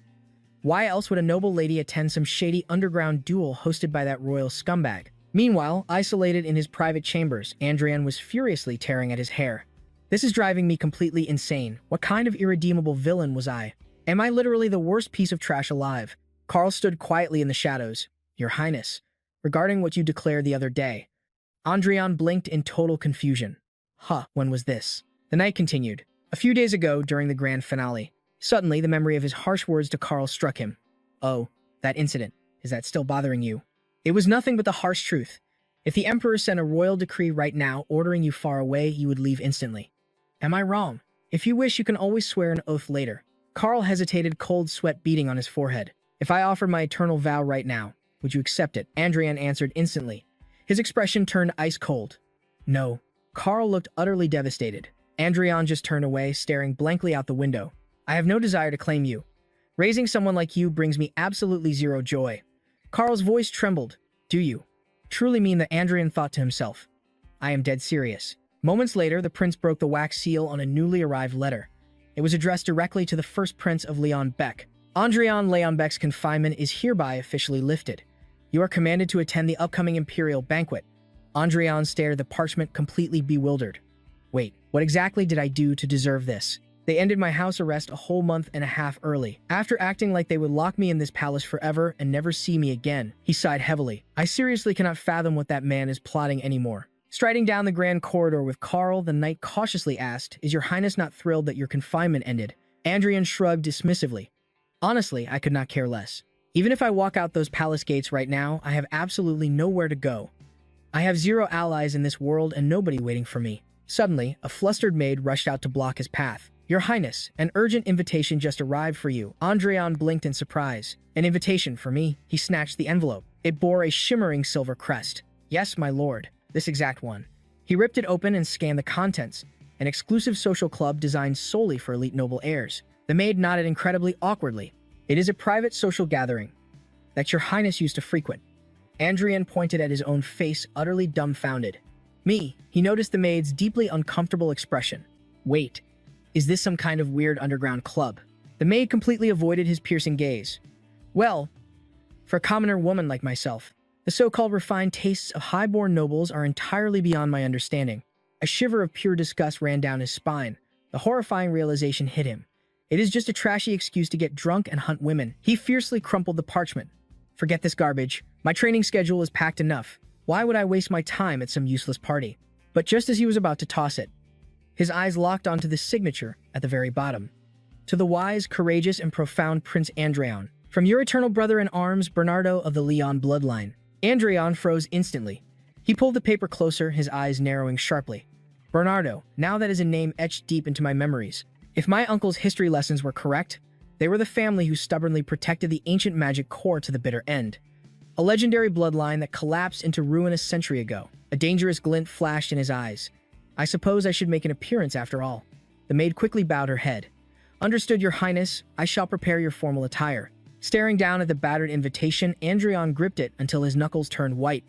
A predatory smirk crept onto his face as his true motive surfaced. Let us just hope that fallen family hasn't completely lost its warrior pride. Time flowed by peacefully. Sunlight poured into the luxurious dressing room. The master tailor bowed with absolute reverence. His eyes sparkled with immense professional pride at his latest masterpiece. Your Highness, does the attire meet your royal expectations? I made sure to follow every single one of your precise commands. Pitch black fabric, minimalist details, and a flawlessly sleek design. Standing before the grand mirror was a completely transformed physical vessel. The pathetic, bloated figure of the past had vanished entirely. In its place stood a strikingly handsome youth. His golden hair and piercing blue eyes radiated an undeniable aura. The tailor could not hold back his overwhelming praise. Yet your commanding presence remains as absolute as ever. Your Highness. Andreon inspected his sharp reflection. I truly burned off a massive amount of weight. The tailor nodded frantically. Your measurements have literally been cut in half, sire. I shall personally craft your imperial banquet attire as well. My work will begin this very second. But Andreon calmly raised a hand. A confident smirk played on his lips. Hold off on that. By the time the banquet arrives, my physical stats will have evolved once again. A few days after the royal confinement order was finally lifted, the scene shifted to the bustling, vibrant streets of the imperial capital. So I am heading to that wretched social club for elite young masters. Inside the carriage, Andreon leaned back against the plush red velvet. He let out a long, thoroughly bored yawn. Playing the role of a royal was utterly exhausting. The flashy clothes, the carriages, the constant guard detail. It was suffocatingly restrictive. His gaze landed on the maid sitting opposite him. How did you get that scar? The young maid violently flinched. She stammered in absolute terror. It is merely a mark of my own pathetic incompetence, Your Highness. It is the rightful punishment you graciously bestowed upon me. A brutal memory violently shattered the present moment. The obese, tyrannical version of the past. Andreon was screaming. Not again. Grotesque flashes of the bloated prince surfaced as he spewed mindless, venomous insults. This exquisite blade belongs to me now. Ha ha ha. For a filthy peasant, you actually have quite the pretty face. The deeper I dig into the memories of this wretched vessel, the more horrifying nightmares I uncover. Come to think of it, I have seen this servant for months, yet I never bothered to learn her name. He decided to correct that glaring mistake instantly. What is your name? She jumped in her seat, her eyes blown wide with sheer panic. This humble servant is Adelia Bayan, Your Highness. Andreon froze completely. That name struck his mind like a devastating thunderbolt. His expression hardened into serious contemplation. That is a fallen lineage practically erased from the noble registry. To think I would encounter that legendary name in a place like this. In the ancient forgotten past, long before towering cities or grand kingdoms ever existed. Back when different races warred savagely across the vast continent. It was a brutal era where fragile humans were slaughtered and hunted like mere prey. But then transcendent beings emerged to rewrite the tragic destiny of our miserable species. As the Great War reached its apocalyptic conclusion, a group of absolute saviors stepped forward. They paved the blood-soaked path for humanity to become the supreme rulers of the continent. History crowned these living legends as the 5 apex warriors. One of those 5 mythical heroes was Reuven. Speaking directly to the holy sword in her grasp, she asked, "Have you ever truly pondered it?" The vision expanded into a catastrophic, blood-drenched battlefield. An endless tidal wave of grotesque monsters and colossal beasts charged right at her. Yet she stood her ground, an immovable mountain. Her golden-hilted blade hummed with divine energy. What exactly will you and I do once this endless war finally reaches its end? The legendary warrior who decapitated the Titan King and shattered the endless era of human oppression was the iron-blooded sword Marquise Bayan. She glared at the surviving monstrous horde. Her eyes ignited with a terrifying golden divine light. You worthless parasites keep swarming in like filthy maggots. Did you honestly think you would find an easy meal here? Your wretched minds are filled with nothing but pure garbage, dragging around those repulsive, rotting bodies. You are nothing but pathetic clowns. Her boundless fury swept across the wasteland like a storm. Even the holy sword trembled violently at her brutally vulgar taunts, snapping back to the dead silence of the carriage. Andreon tightly covered his ears, his face twisting in deep disgust. Just recalling those vulgar memories is enough to rot my brain. To think this timid girl is the direct descendant of the great Bayan. What in the world caused that legendary bloodline to fall so low? Suddenly, the carriage jerked to a halt. Your Highness, we have finally arrived. Prince Andreon stepped gracefully out of the carriage. His leather boots clicked sharply against the cobblestone. Perfect timing. He casually pointed at the trembling maid inside. Adalia, we will finish this conversation later. She clutched her arms tightly, utterly bewildered. Waiting in the grand courtyard of the massive estate was a shady figure. He had long gray hair and wore a loosely tied cravat. A sickeningly bright smile was plastered across his face. Your Highness, have you been keeping well during your absence? We humbly welcome Prince Andreon Leonbeck. I am Lee from the illustrious Lee family. Words cannot express my profound joy at seeing you alive and perfectly safe. Andreon scrutinized the man with an icy, calculating glare. So this pathetic fool is the descendant of the Lee family. He looks like nothing more than a spoiled, fragile, rich kid. Lee leaned in dangerously close, faking a look of deep concern. You must have endured unimaginable torture to lose so much weight. Andreon simply smirked in amusement. Huh, Lee blinked rapidly in confusion. Is something the matter, Your Highness? Are you still feeling physically unwell? Andreon completely ignored him, brushing right past his shoulder. Not at all. I was just thinking that coming here was the absolute right choice, thanks to you. Today's going to be wildly entertaining. Lee stared at his back, left entirely speechless and thoroughly confused. Inside the exclusive social club, the air was thick with the suffocating scent of pure debauchery. The warm golden glow of crystal chandeliers illuminated an obnoxiously extravagant scene. Ha ha ha. And then that shameless girl hiked her skirt all the way up. It was as if the concept of modesty never existed for her. A woman beside him let out an incredibly grating, obnoxious giggle. Oh, please stop teasing me. I absolutely despise that. Meanwhile, Lee watched Andreon closely. The main character sat quietly swirling his amber drink. His calm face was completely detached from the chaotic madness around him. This is insanely weird, Lee thought to himself. Normally, this wretched bastard would be dead drunk by now, shamelessly flirting with every single woman in sight.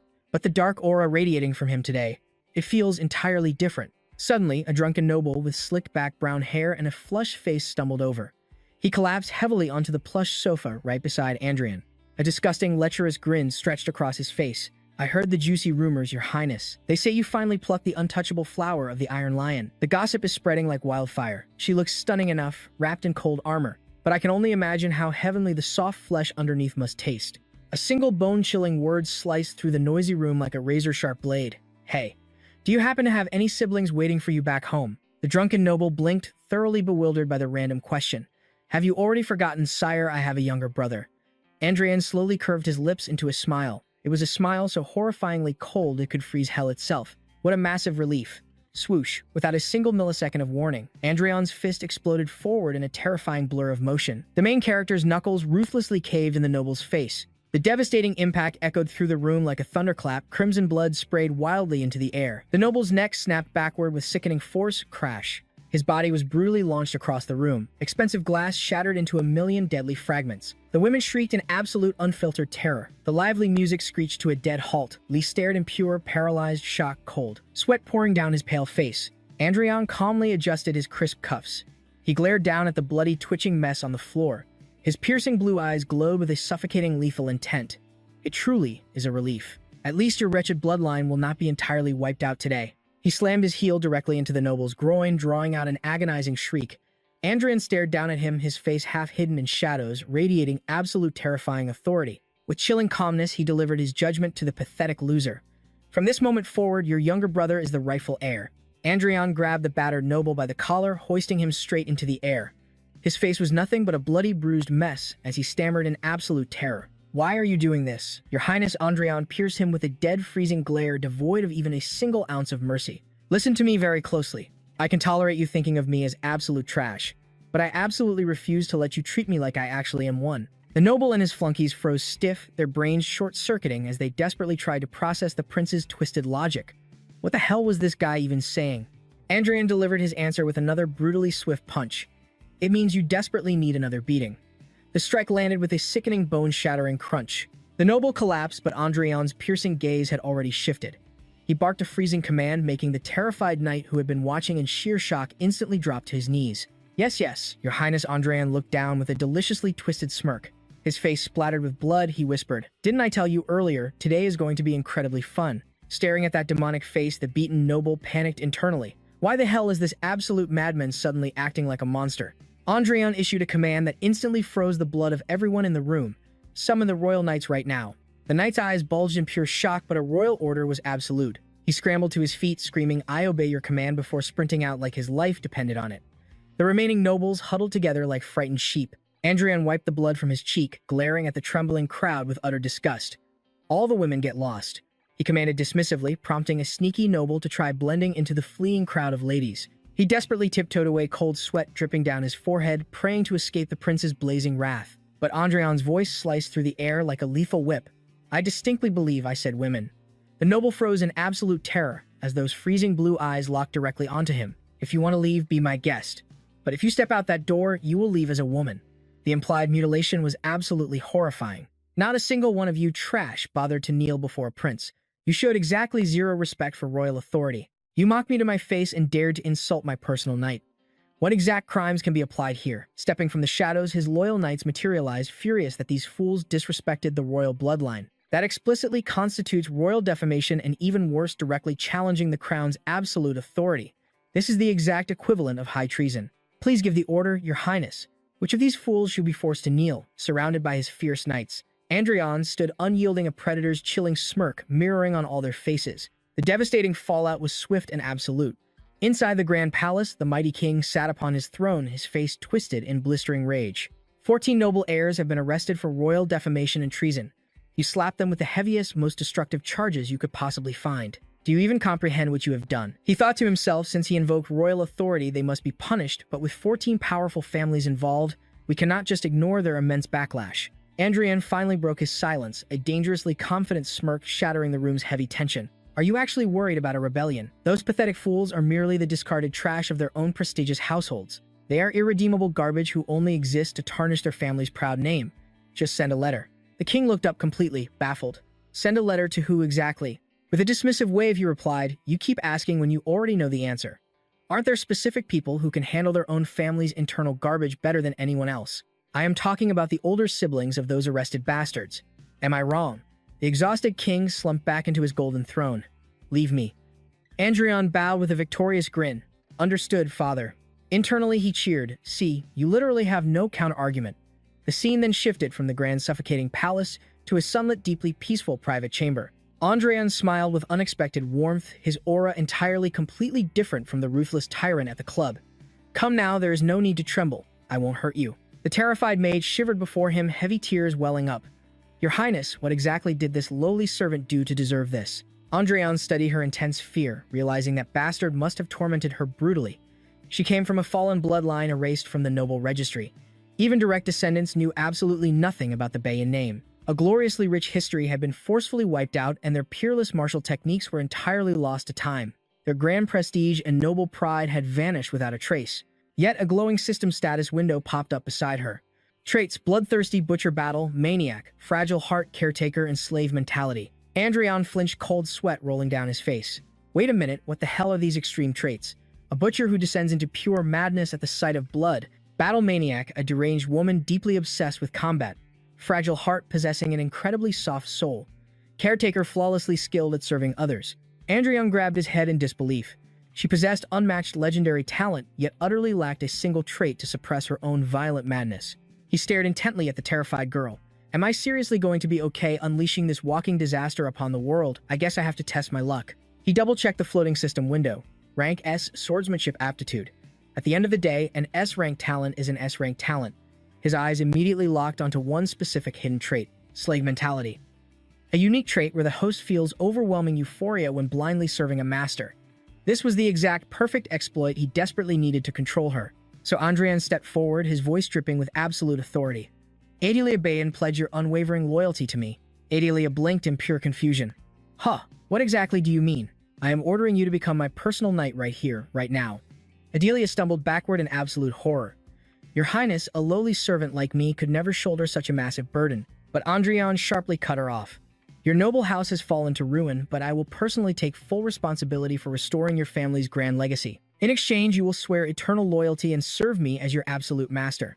Adelia looked up, her wide eyes swirling with immense shock as a tiny spark of hope ignited inside her mind. If you cannot control your own violent madness, I will be the one holding your leash. She finally whispered, will you truly take responsibility for my fallen bloodline? Andreon stood tall, his legendary silhouette framed perfectly against the massive window. Exactly. Should you wish it, I will summon them to the capital city. They will be yours to meet at any given moment. Adele's expression shifted. The crushing terror vanished, replaced by a blinding ray of hope. I am yours. I will follow your every command.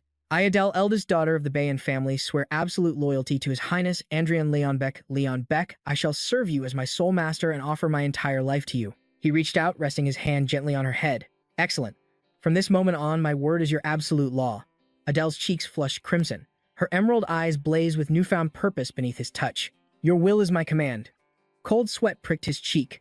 Staring at the girl who just pledged her very soul to him, a flicker of heavy doubt crossed his face. Was making this choice truly the right path? Meanwhile, venomous whispers echoed through the shadowy palace corridors like a spreading poison. I heard the First Prince is acting like a complete tyrant again after laying low for a while. The rumors spread like wildfire, twisting the absolute truth into grotesque, monstrous shapes. He did not just force a proud knight into a vow of submission using dirty, underhanded tricks. He also abducted noble children, brutally beat them, and threw them into the dungeon. Now they say he is making a lowly maid who has never held a blade his personal knight. It is painfully obvious. He is building a personal harem disguised as a knightly guard. Meanwhile, inside the sunlit palace, the atmosphere felt suffocatingly heavy. Andreon Leonbeck slouched in his velvet chair, resting his chin on his hand. His sharp gaze burned with sheer annoyance. Since when did everyone care so deeply about my business? I simply took in one personal night. Yet since I awakened, everyone has something to complain about. Flashes of his relentless critics echoed through his tired mind. The king's face materialized, weighed down by a golden crown and bitter disappointment. I am breaking my back, cleaning up your massive messes, yet you sit here drowning in women. Next was Count Bevan Hatst, his battle-scarred face twisting in pure disgust. How utterly pathetic. Have you completely given up on our wager already? Finally, the smug face of the third Prince Julian sneering with absolute mockery. Appointing a mere maid as a royal knight, that is truly fitting for trash like you. Andreon Leonbeck clenched his fists, tight, his face drawn with overwhelming frustration. Good heavens. How did these toxic rumors spread so ridiculously fast? Suddenly, the grand doors burst open. A frantic maid rushed in, shouting, "Your Highness, the Queen has arrived." Andreon Leonbeck threw his hands up in defeat, almost falling backward. Oh, come on. The Queen swept into the room, her elegant violet gown trailing across the floor. She glared down at her son, her eyes radiating fierce judgment mixed with a bizarre sense of relief. Just when I thought you had reformed, it seems you are falling right back into your old wicked habits. Actually, this might work in our favor. Once you choose a partner and settle down, you will finally stop wandering so aimlessly. Trust me.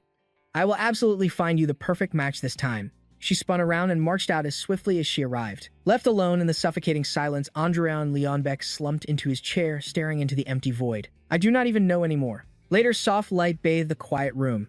Adele sat rigidly on the edge of her seat, gazing up at Andreon Leonbeck with emerald eyes practically overflowing with desperate hope.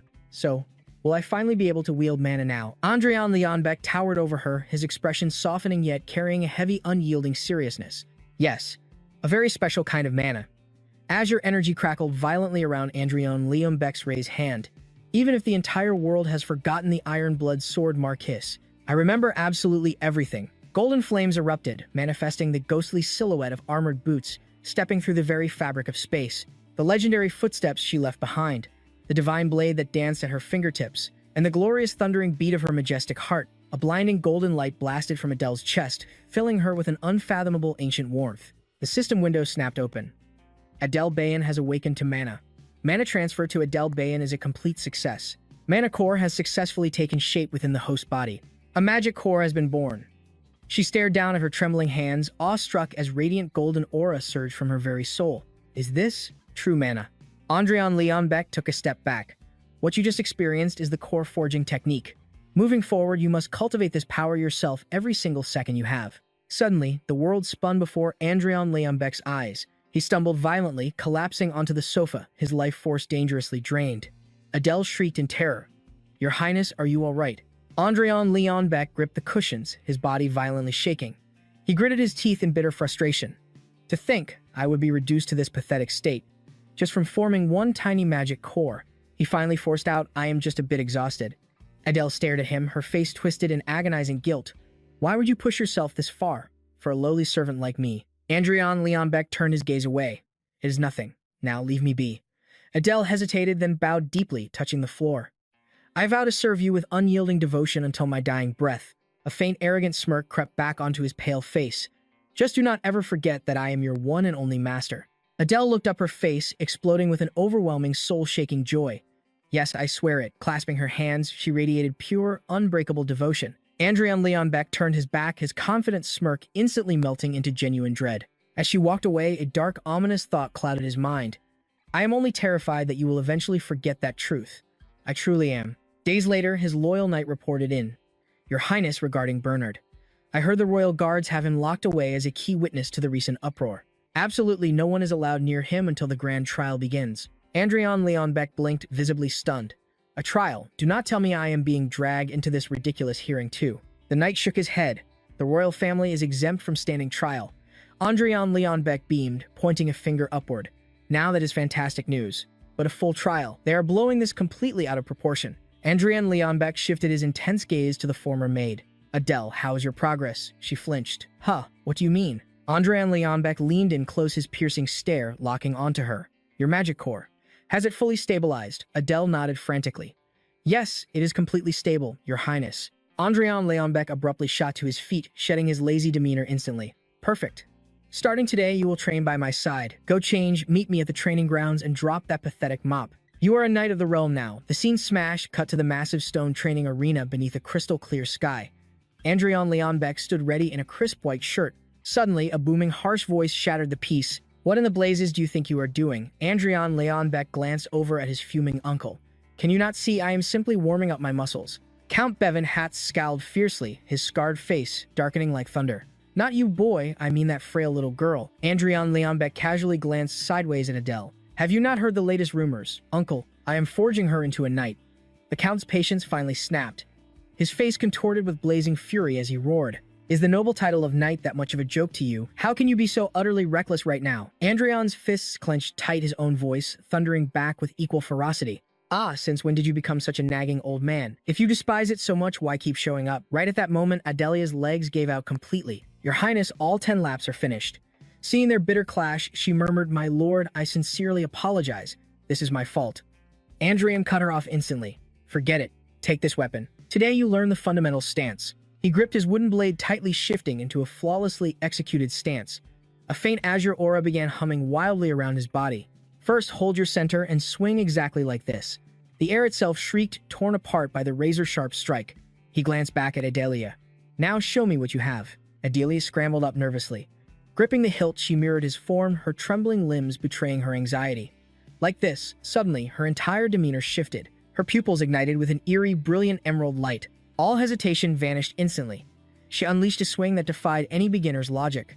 The wooden blade cleaved the air with terrifying precision and blinding speed, erupting into a massive wind shockwave. Count Bevan's eyes bulged out of his skull in pure, unadulterated shock.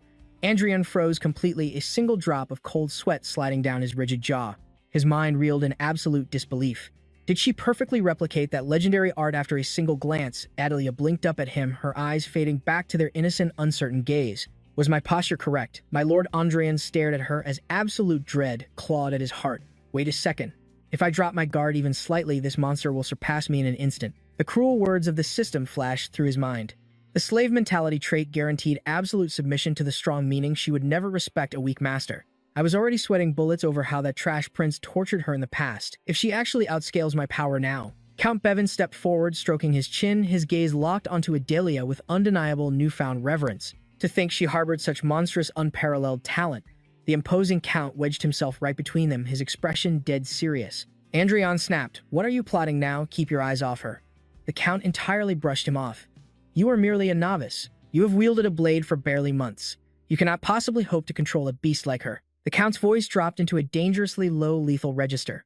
If you fail to keep her tightly leashed, no one else in this realm can. All because of you. The vision violently shifted into an apocalyptic bloodbath. That very blade had guzzled the blood of the Mad Dragon King and countless abominations. Ruhan, a fragmented soul manifested purely through its master's dominant will. Andreon slowly raised his head. His eyes had shed all traces of humanity, blazing with a terrifying, sinister crimson malice. She belongs entirely to me. Do not look at her and never dare to covet her. I absolutely despise thieves touching my property. But the exact second those words escaped his lips, a horrifying sudden mutation twisted violently inside his core. His absolute grip on reality began to dissolve into nothingness. Every shred of vitality was violently ripped away, leaving only an suffocating abyss of freezing pitch-black darkness. Was this a terrifying omen of death? At this pathetic rate, my fragile vessel will be entirely devoured by Groon's dark soul.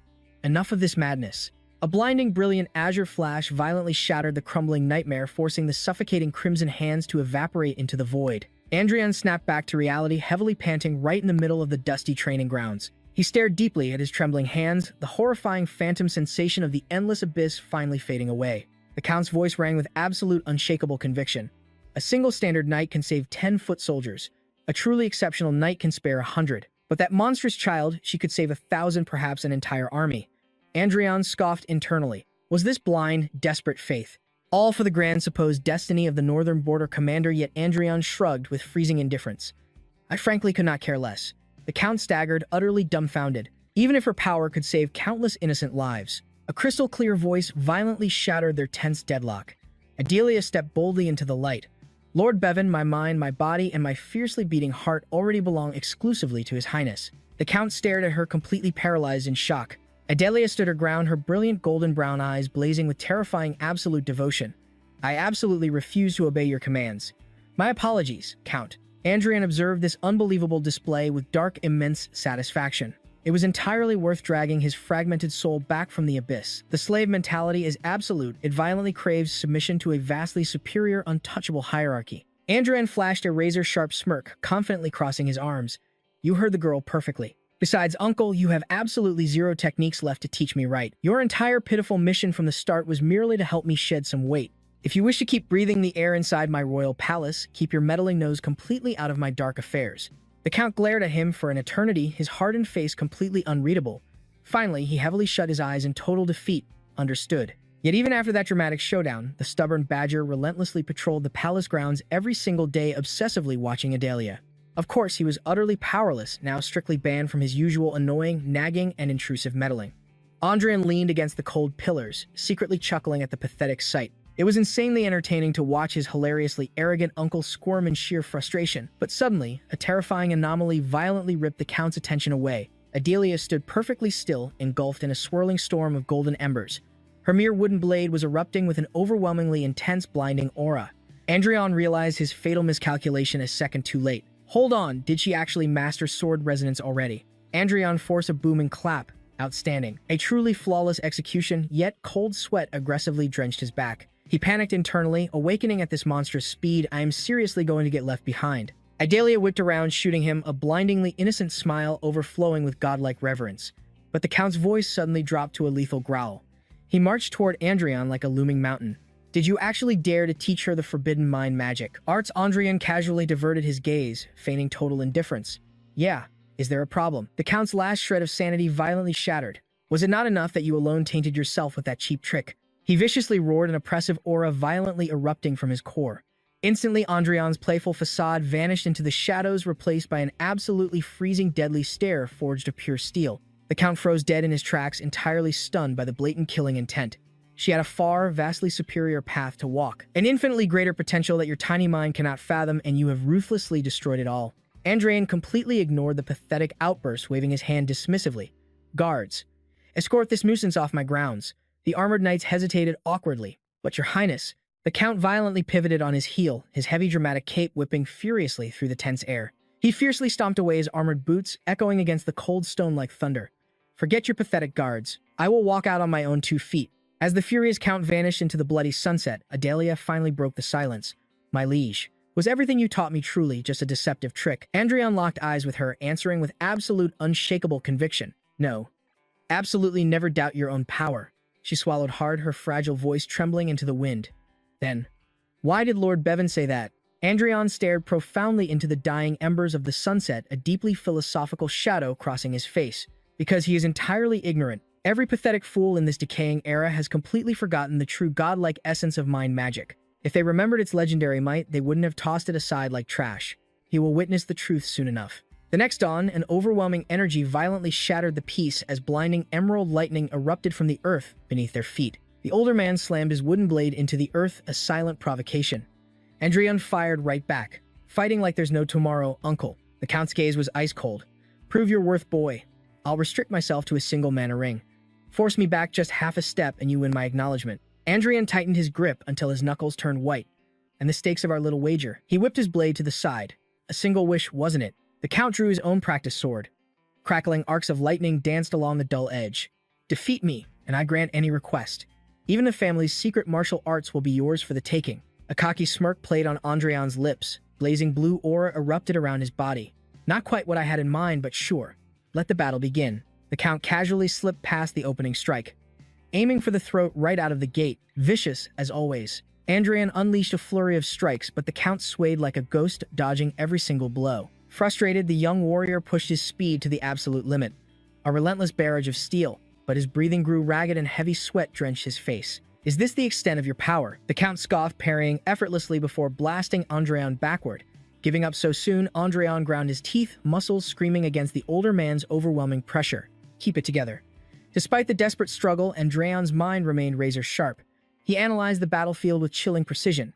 The old man was infuriating, but his absolute strength was undeniable. "He is an absolute monster. He's just stalling until my mana runs dry, setting the stage for a completely humiliating defeat. Relying on a basic mana heart right now means dancing right into his trap." Suddenly, a defiant grin broke across the boy's battered face. "But you know what's really funny? 4 centuries ago, Mana Heart Knights carved out impossible legends. Yet the moment one flashy new technique drops, the divine arts of those ancient masters are tossed aside like garbage. That was the world's absolute truth. Everyone believed the new mana chain system was infinitely superior to the old Mana Heart path." Fierce winds whipped across the training grounds as the Count stood like a mountain. "What exactly is your point, boy?" In response, Andreon raised his blade, pointing it straight at the heavens. "My reality is different. Just because it is in Mana Heart doesn't mean it's weak. Tell me, uncle. Have you ever heard of the martial soul aria?" The Count's brow furrowed in deep annoyance. "This is a battlefield, boy, not a place for reciting pathetic fairy tales." Andreon chuckled darkly. "I knew you would say that.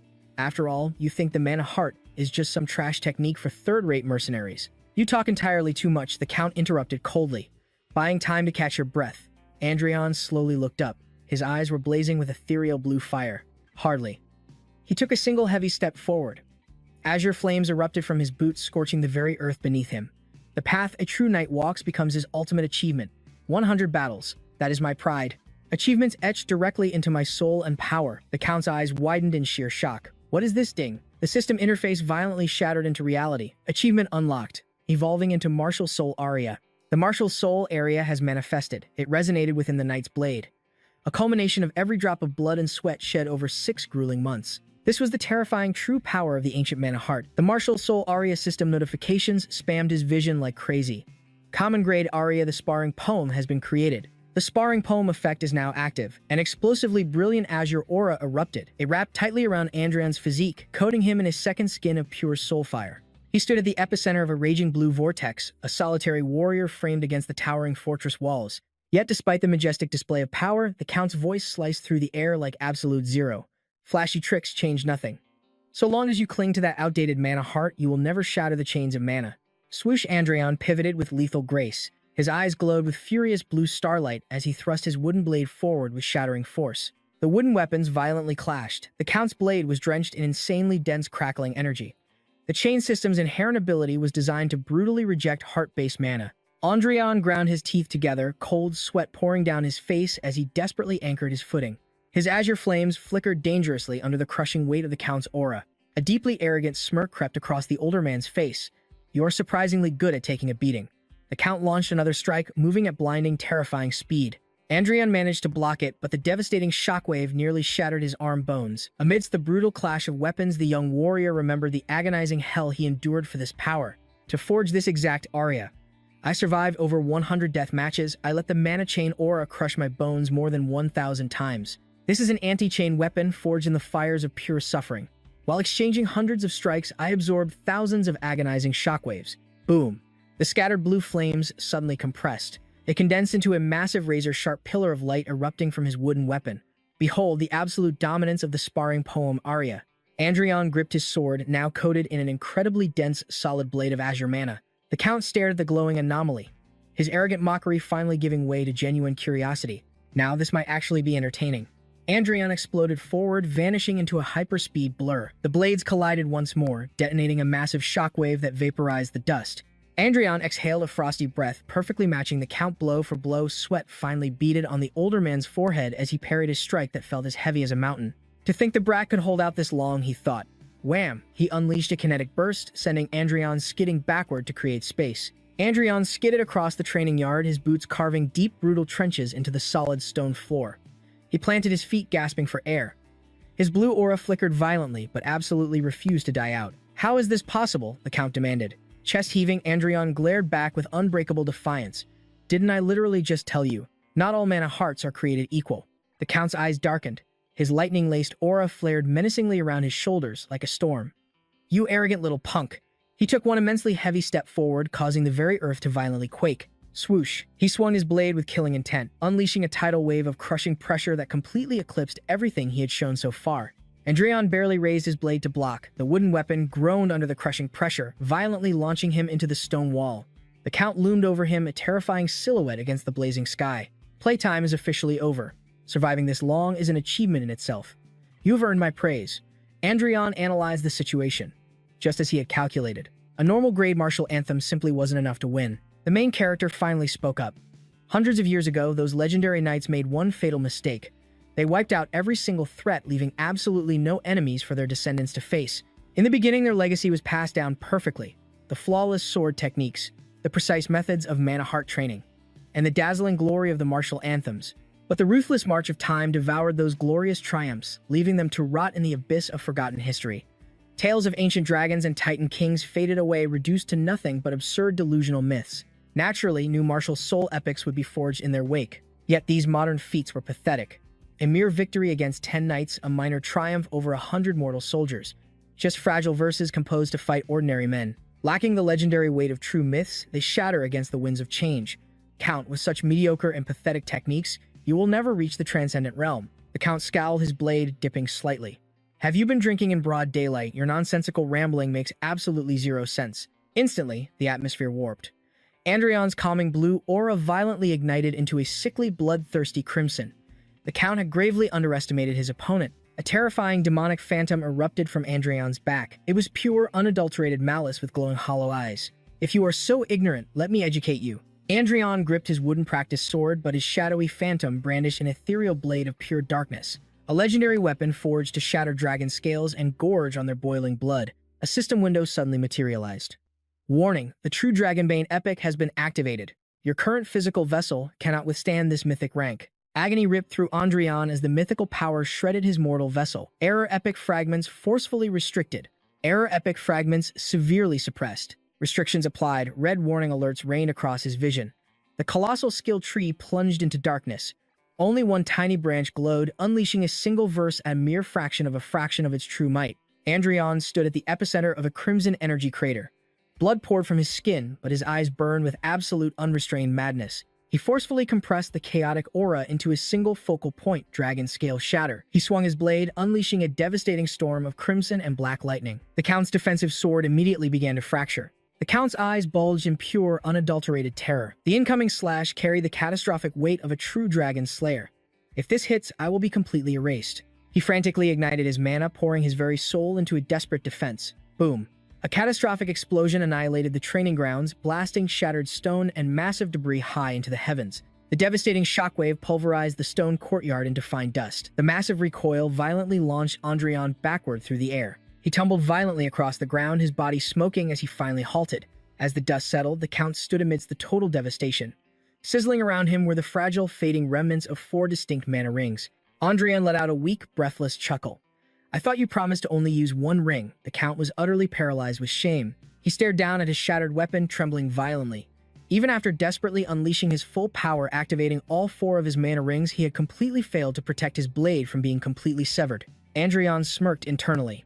Mana drawn from a basic core is far inferior to true mana rings. That is the absolute law of this world. A bloody, victorious smirk crossed Andreon's face. Count Bale Van Hat, you have completely lost. Suddenly, suffocating darkness swallowed his vision. A chaotic void erupted, echoing with monstrous roars and the metallic stench of fresh blood. Horrifying visions of razor-sharp fangs and swirling catastrophic crimson energy violently invaded his fractured mind. The ancient memory of a blade piercing through thick dragon flesh replayed in an endless, agonizing loop. No stop. Make it stop right now. Andreon's eyes violently snapped open. His chest heaved as he escaped the suffocating nightmare, cold sweat drenching his clothes. His trembling hands gripped the bedsheets like a lifeline, desperately anchoring his shattered sanity back to reality. This cursed martial soul epic. He shuddered, recalling the terrifying moment he forcibly extracted that ancient mythical power, unleashing the catastrophic dragon scale shatter. This agonizing backlash was the brutal price of his reckless gamble. The true Dragonbane epic was no ordinary skill. It was a legendary martial soul epic of the absolute highest mythic tier. My mortal body was completely shredded by the burden, but the glorious victory was worth every drop of blood. The first epic I ever wove, the 100 Victories chant, remains my absolute pride and foundation. Through 100 brutal battles, I have weathered 1,000 crashing waves. I will stand unyielding against the worst storms. Ding! A blue holographic window materialized. The sparring epic has successfully leveled up. A confident smirk returned to Andreon's face, his aura stabilizing. With this newfound strength, I am more than ready to crush that bastard. Third Prince into the dirt. Bang! The grand doors violently burst open. Adelia rushed into the room, her cheeks flushed red and tears streaming down her face. Your Highness, thank the heavens you are finally awake. The entire estate fell into absolute chaos when you collapsed. I have never seen the Queen radiate such terrifying killing intent. Andreon leaned against the headboard, looking far more amused than concerned. Serves that arrogant fool right. Ha ha. Adelia frantically wiped her tears. Count Bale Van Hat left strict orders. He demanded to be notified the exact second Your Highness regained consciousness. Andreon dramatically flopped back onto his luxurious pillows. Ignore him for now, I need some peace and quiet. However, his internal thoughts immediately darkened with grim realization. Overusing that mythic epic heavily fractured my mental state. If I do not meditate and repair my spirit, the price will be catastrophic. Past memories and present reality will bleed together into a chaotic mess until my very grip on reality shatters completely. I would be reduced to a babbling madman, trapped in a solitary void, forever replaying the ghosts of my past battles in an endless loop of suffering. To think I would almost be swallowed by the cursed memories of that legendary blade again, especially after finally being reincarnated into a mortal human body. Just the mere thought sends ice-cold shivers down my spine. He glanced over. Adelia Bayan. Her ancestor was once a truly legendary female swordmaster. Andreon took a casual bite of his royal meal, speaking nonchalantly. Since the noble Bayan blood flows through your veins, you are destined to inherit the supreme epic she left behind. Adelia bowed her head, utterly paralyzed by shock and awe. To think my glorious ancestor was such an awe-inspiring swordmaster. Andreon smirked, taking another bite. Of course, you are far too weak right now. You must shatter your limits and grow exponentially to wield a verse of that caliber. So tell me, what is your true ambition on the path of the sword? Adelia flinched, her eyes widening in pure astonishment. That is, if I am even worthy of becoming a true knight. She tightly clenched her trembling fists, her face burning with a sudden, unyielding determination. If I truly walk the path of a knight, Andreon silently observed her, calmly eating as he waited for her grand declaration. If you have not found your path yet, you can answer me later. But Adelia boldly stepped forward. Her stance was completely unshakable. Brilliant, majestic golden flames began to ignite around her steel boots. My liege, I swear upon my soul to become your highness's absolute sword. Andreon completely froze, staring at her in profound silence. Some epic verses are awakened by the blaring roar of war horns. Some epics are forged from the very first blood-soaked step across a battlefield. But the greatest legends, they always begin with a deeply devoted, soul-binding oath. She squeezed her eyes shut, roaring her destiny to the heavens. I shall live solely for your highness until my dying breath. I offer you my absolute everything. Boom. A colossal pillar of transcendent golden aura violently erupted from her soul. A glowing system window materialized out of nowhere. Adelia Bayan had dedicated an ode of submission. Andreon stared into the blinding light. Was this her awakened martial soul? Sometimes an awakened soul resonates with those around it. A brand new martial soul had just been forged, normal grade soul acquired. The Ode of Domination was now active. Andreon gazed at the radiant orb resting in his palm, thoroughly impressed. Wow. The Ode of Submission was a tribute offered exclusively to a master. Rather than a simple power, it was an absolute vow binding their very souls together. Even with her submissive psychological traits, to think a proud descendant of the Iron Blood, Sword Marquis would weave an oath of servitude. He clenched his fist tightly. Newfound energy surged through his veins. I just secured some incredibly unexpected backup. A confident, calculating smirk crept across his face. As long as I remain the master of this absolute vow, Adelia's future growth will directly feed my own power. He glanced at Adelia, her face glowing with a pure, innocent smile. I appreciate it. Adelia froze instantly, blushing furiously red. Your Highness, her trembling eyes widened as the golden aura slowly faded away. Only the two of them remained in the silent room. Andreon sat down, already plotting his next moves, though I still do not know exactly how this power will manifest. A few days later, the Grand Royal Palace stood majestically beneath the endless blue sky. Deep inside the magnificent halls, Andreon sat quietly. His gaze was cold and incredibly distant. Suddenly, the Queen's gentle voice broke the silence. Andreon, has your body recovered at all? He looked up to see his mother standing there. I feel fine now. He muttered softly, deliberately avoiding her intense gaze. Dealing with enemies who despised this body was simple, but handling someone who genuinely loved the original owner, that was incredibly awkward. The Queen watched him with deep maternal concern. Are you still harboring resentment toward your uncle? He honestly never meant to hurt you, so if you still hold any bitter feelings in your heart, please let them go. Andreon replied instantly, his face completely devoid of emotion.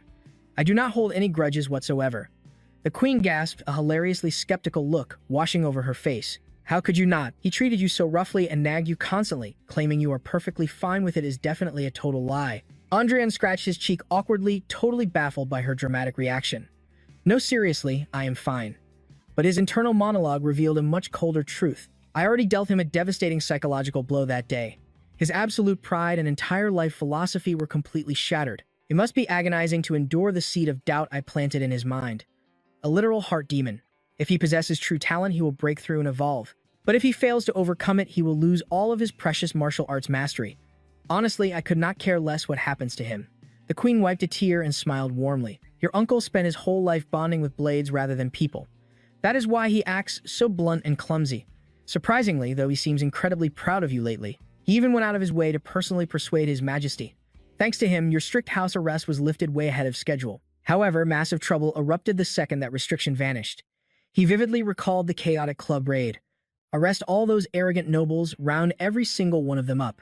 My uncle must be in a terrible political position right now, he pondered. Was that why he acted so visibly disappointed? But why would that ruthless man stick his neck out for me? The scene shifted to the violently luxurious study of the royal prince. An elderly scholar named Niccolo Macchia stood holding a massive stack of thick tomes. His long white beard flowed gracefully and a dangerously patient smile graced his lips. Your Highness, Andreon glared back with absolute disgust. His brows furrowed deeply and a dark shadow cast over his piercing eyes as he delivered a blunt rejection. I absolutely refuse. The prince threw a royal tantrum, thrashing wildly on the floor like a spoiled brat. Ah, seriously, why the hell do I have to study? Andreon screamed, kicking his feet in the air, but the old master remained entirely unbothered. He calmly recited a deep philosophical proverb. If a human flatly refuses to learn, how are they any different from a wild beast? Andreon sprang to his feet, his face twisted in exaggerated outrage as if completely scandalized. Are you calling me an animal right now? Niccolo chuckled softly, his wise eyes narrowing behind his round spectacles. You have only just begun your education, Your Highness, so I cannot properly label you a beast quite yet. Andreon quickly snapped back. I have not even started yet. Do not play word games with me, old man. Despite how I look, I already know everything there is to know. Let me be perfectly clear, there is absolutely zero need for me to study anything else. The elderly scholar's expression softened into a clever challenge. His gaze grew remarkably sharp and knowing. If you are truly going to be that stubborn, then let us make a deal. Have a high-level intellectual debate with me. If your brilliant mind is genuinely as flawless as you claim, I will pack my bags and never bother you again, Your Highness. A razor-sharp, supremely confident smirk stretched across Andreon's face. His striking blue eyes flickered with sudden intrigue. Sounds like a plan. Moments later, Andreon slammed his hand onto the desk, leaning forward with blazing intensity. Yes, exactly. That is exactly why a true ruler must always watch their back. It is basic human nature to trample all over someone who shows even a hint of mercy. Niccolo stroked his long beard, his eyes widening in pure astonishment and deep admiration. You are actually completely right. He slid a massive tome across the table. The Iron Blood Monarch Theory. You will find this particular book incredibly fascinating to read. It perfectly breaks down the ruler and subject dynamic as a ruthless transactional contract. The sovereign demands absolute military and economic support in exchange for shielding the masses. Meanwhile, the citizens crave political stability and protection, trading their unwavering loyalty to get it. Andreon rapidly flipped through the heavy pages, nodding intensely as he absorbed the complex knowledge. You make a solid point. Every single relationship should definitely be a fair exchange. He pointed eagerly at a specific paragraph, completely immersed in their scholarly debate. So regarding this exact section right here. Exactly, and also look over here. Their conversation flowed incredibly naturally. Two brilliant minds, one young and one old, finally found a perfect rhythm of mutual intellectual respect. Sometime later, Niccolo neatly organized his heavy books, preparing to take his leave. Well then, Your Highness, let us gladly continue the rest of this debate tomorrow. Andreon stood tall, tightly gripping the theory book.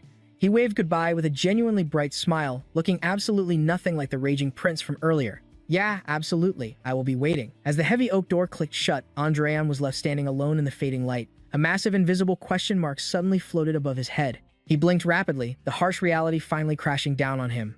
Wait a minute. Did I just willingly participate in a perfectly normal tutoring session? That sly, old man completely played me. Outside the heavy double doors, Niccolo paced the grand corridor. A thoughtful shadow crossed his aged face. The First Prince. He was entirely different from the wild rumors. Days bled together. A brilliant cloudless azure sky framed the prince's bedroom window. Yet inside, the suffocating silence weighed heavily. Andreon hung upside down off his mattress. He stared blankly into the room with dead, lifeless eyes. Ah, I am dying of boredom. He rolled over restlessly. Have I been living too diligently lately? Without training, there was absolutely nothing to do. Plus, his body was still recovering. Suddenly, his maid's voice shattered his lazy days. Your Highness, Count Belvanhart is here. Andreon sat up, genuinely surprised. A visitor, after so long. He glanced at his anxious maid Adelia lingering by the door. What should we do? Andreon chuckled, swinging his legs off the bed. Yeah, let him in. It had been days since their epic duel, so it was about time the old man visited. The doors swung open.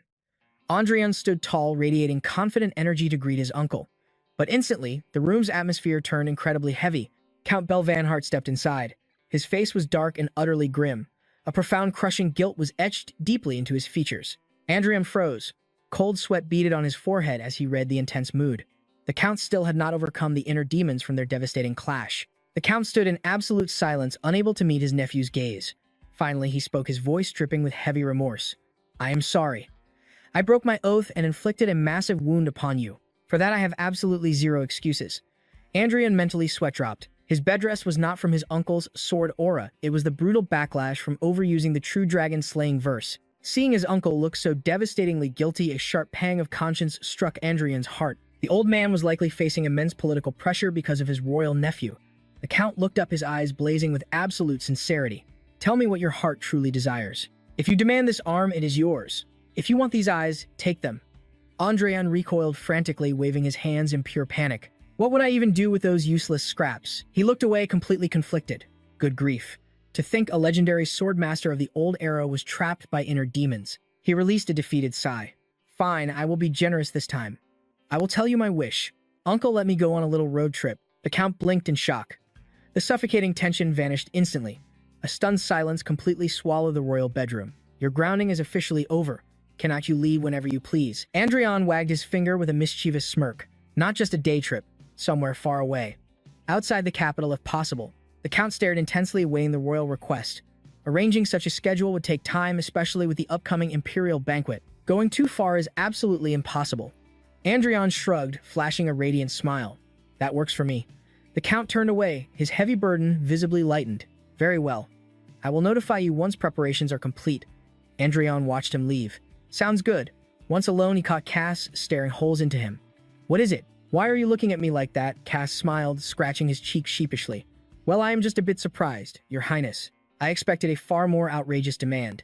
Since the Count broke his sacred oath, this was a golden opportunity to milk him for countless benefits. Andreon looked down, his expression totally unreadable for a fleeting moment. Seeing that stubborn old man acting so broken, I just felt sorry for him. Cass widened his eyes before bursting into loud, roaring laughter. Andreon scowled at his guard's amusement. What? Why are you laughing, Cass? You are getting way too comfortable lately. Adelia gently interrupted their banter, clutching a pristine white envelope. Your Highness, the letter you have been waiting for has finally arrived. The letter read, I have recently achieved a minor magical breakthrough. It seems I can visit you soon. I pray for your continued health until then. From Owen Hagen. Andreon smiled in deep satisfaction. Perfect timing for excellent news. 5 days later, the Count sent word. And 2 days after that departure day dawned, golden sunlight washed over the grand stone bridge as the convoy rolled out. Inside the carriage, Andreon leaned out, eyeing his uncle riding alongside them. Uncle, what is the name of our destination? Count Bell. Vanhart sighed, keeping his eyes forward. Can you never sit still? I will explain everything, so get back inside. The Count's domain.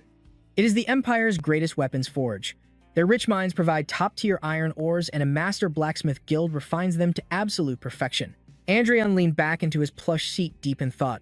My original plan was to simply grab a decent blade from the royal armory, but the king's absolute decree echoed in his mind. Cass, if you let that brat touch another sword, you will face severe and immediate punishment. Cass could only apologize helplessly. Forgive me, Your Highness. It is a direct royal mandate. We absolutely cannot provide you with any weapons. Andreon smirked, considering his own notorious track record. It was a totally natural reaction, but still. That means if I want a true weapon, I must secure it outside the palace. Despite his grumpy exterior, Uncle is surprisingly thoughtful. You are distracting me. Shut the window, the Count grumbled without glancing over. What? No way, Andreon childishly shot back. The convoy pressed on down the lush dirt road, leaves dancing in the gentle breeze. Thus, the 20-day expedition officially began. A grueling long-distance journey stretching across the world mapped like a vital artery linking distant, untamed lands. The route included a brief pit stop at a territory 3 days away. From there, they would visit the legendary Iron Lion Fortress 2 days later. There, the party would rest before circling back to the capital. Inside the carriage, Andreon sat with crossed arms. Extreme mind-numbing boredom was plastered across his face. And right now, I am trapped in a box for 3 agonizing days without moving. And the person sitting across from me is zero fun. Adelia only ever answered with a yes or no. Andreon let out a massive dramatic sigh, deflating completely like a popped balloon. Since I have time to kill, I should check my mana heart.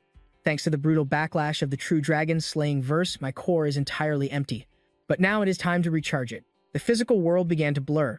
The carriages rumbled, the chilling draft through the window, the nights just chatting outside. It all faded into distant white noise. Andreon focused with pinpoint precision, gathering the hidden mana fragments woven into the fabric of reality. Blazing azure energy erupted around him, swirling wildly like a stellar nebula. As I poured energy into my empty mana core, the foundation trembled violently. My mana heart exploded in size and density, glowing with a deep cosmic blue light. Andreon stood in his mental void, watching this phenomenon in absolute awe. Since when did my mana heart grow this massive? A system window popped up. You have attempted a miracle far beyond your limits. You have glimpsed a fraction of that colossal will. Andreon's eyes snapped open, absolute shock painted across his face. This was the direct result of forcibly casting the true Dragon Slayer's verse. That heaven-defying effort has been etched into your very physical vessel. As a result, your mana heart has successfully expanded. Due to your expanded mana heart, your physical stats have drastically evolved. Your physical vessel can now withstand a significantly higher capacity of pure mana. You have successfully reached the Red Knight rank. Your connection to the origin has partially deepened. Several system restrictions on your restored divine authorities have been completely lifted. The Heavenly Eye Authority has leveled up. The Heavenly Ear Authority has leveled up. Andreon let out a heavy breath, feeling this explosive new power surging through his veins. I just took another massive step forward. The royal carriage finally ground to a halt beneath the brilliant clear blue skies of the territory. A magnificent white mansion with classic architecture towered before them, bathed in golden sunlight. Words cannot express what an absolute honor it is to meet your highness like this. 2 noblemen stood at the grand entrance to welcome him. Prince Ega of the Allen family offers his humblest greetings. The man in the gray coat quickly added, "And I am Torrance, the eldest son." "Greetings, your highness." Andreon gave a brief, composed nod. "I appreciate your hospitality." Prince Ega smiled warmly. "Such a long journey must have completely drained your energy. Please allow me to escort you to your chambers." Walking through the massive corridors, Andreon scanned his surroundings.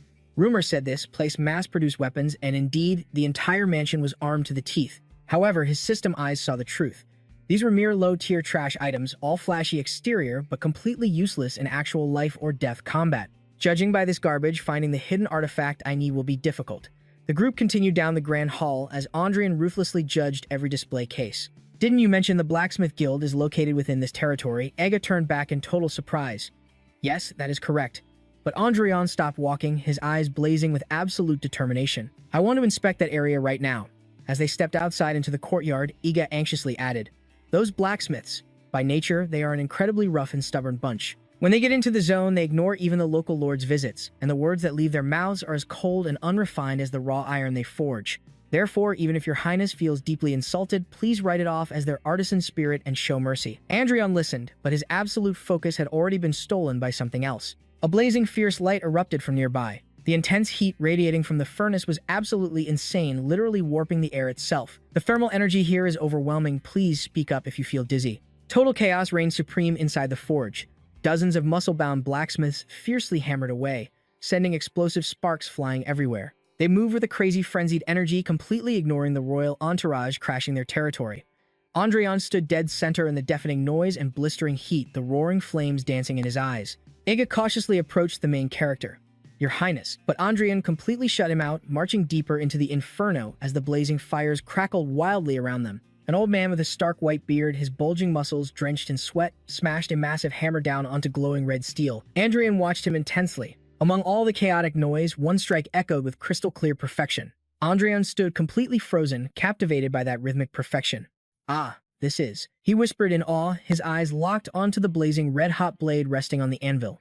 "This is it, the very first core memory I can recall." Andreon stared without blinking, heavy sweat rolling down his face from both the hellish heat and the overwhelming intensity of that buried memory. Suddenly, a soft cloth brushed against his cheek.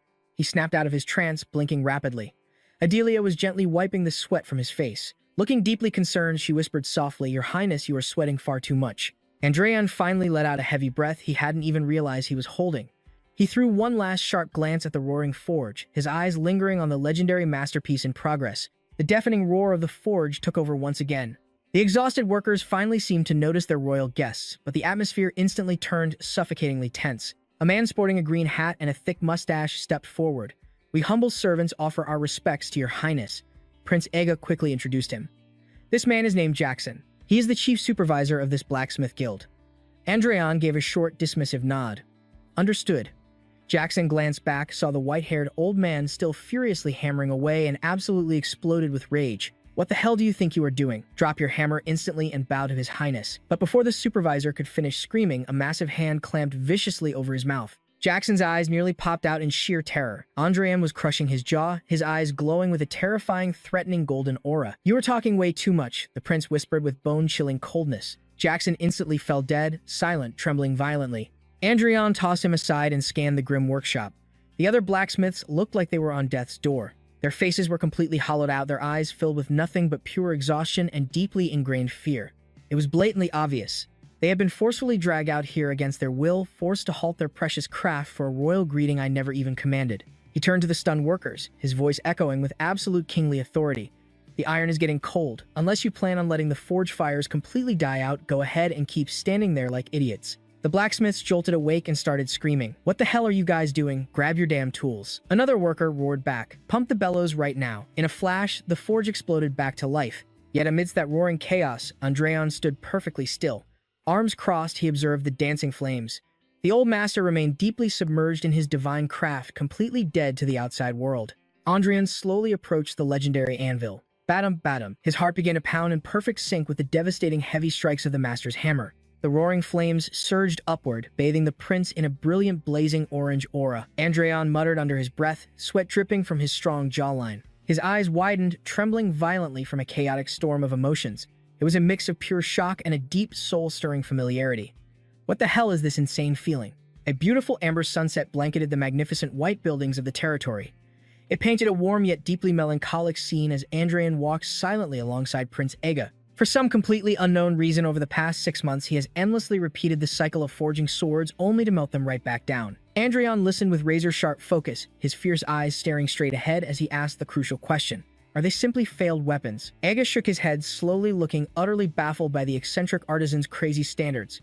Honestly, it is incredibly hard to say. Every single blade that leaves his anvil is widely considered a generational masterpiece. That is exactly why the world calls him the ultimate swordsmith master. Even the swords he has forged so far seem absolutely flawless to my mortal eyes. It remains a complete mystery why he ruthlessly melts every single one of them down into scrap. Furthermore, for the entire past month, he has barely slept a wink, obsessively chaining himself to his anvil. He is certainly not a young man anymore. Our deep concerns for his life are definitely not unfounded. Days blurred together into weeks.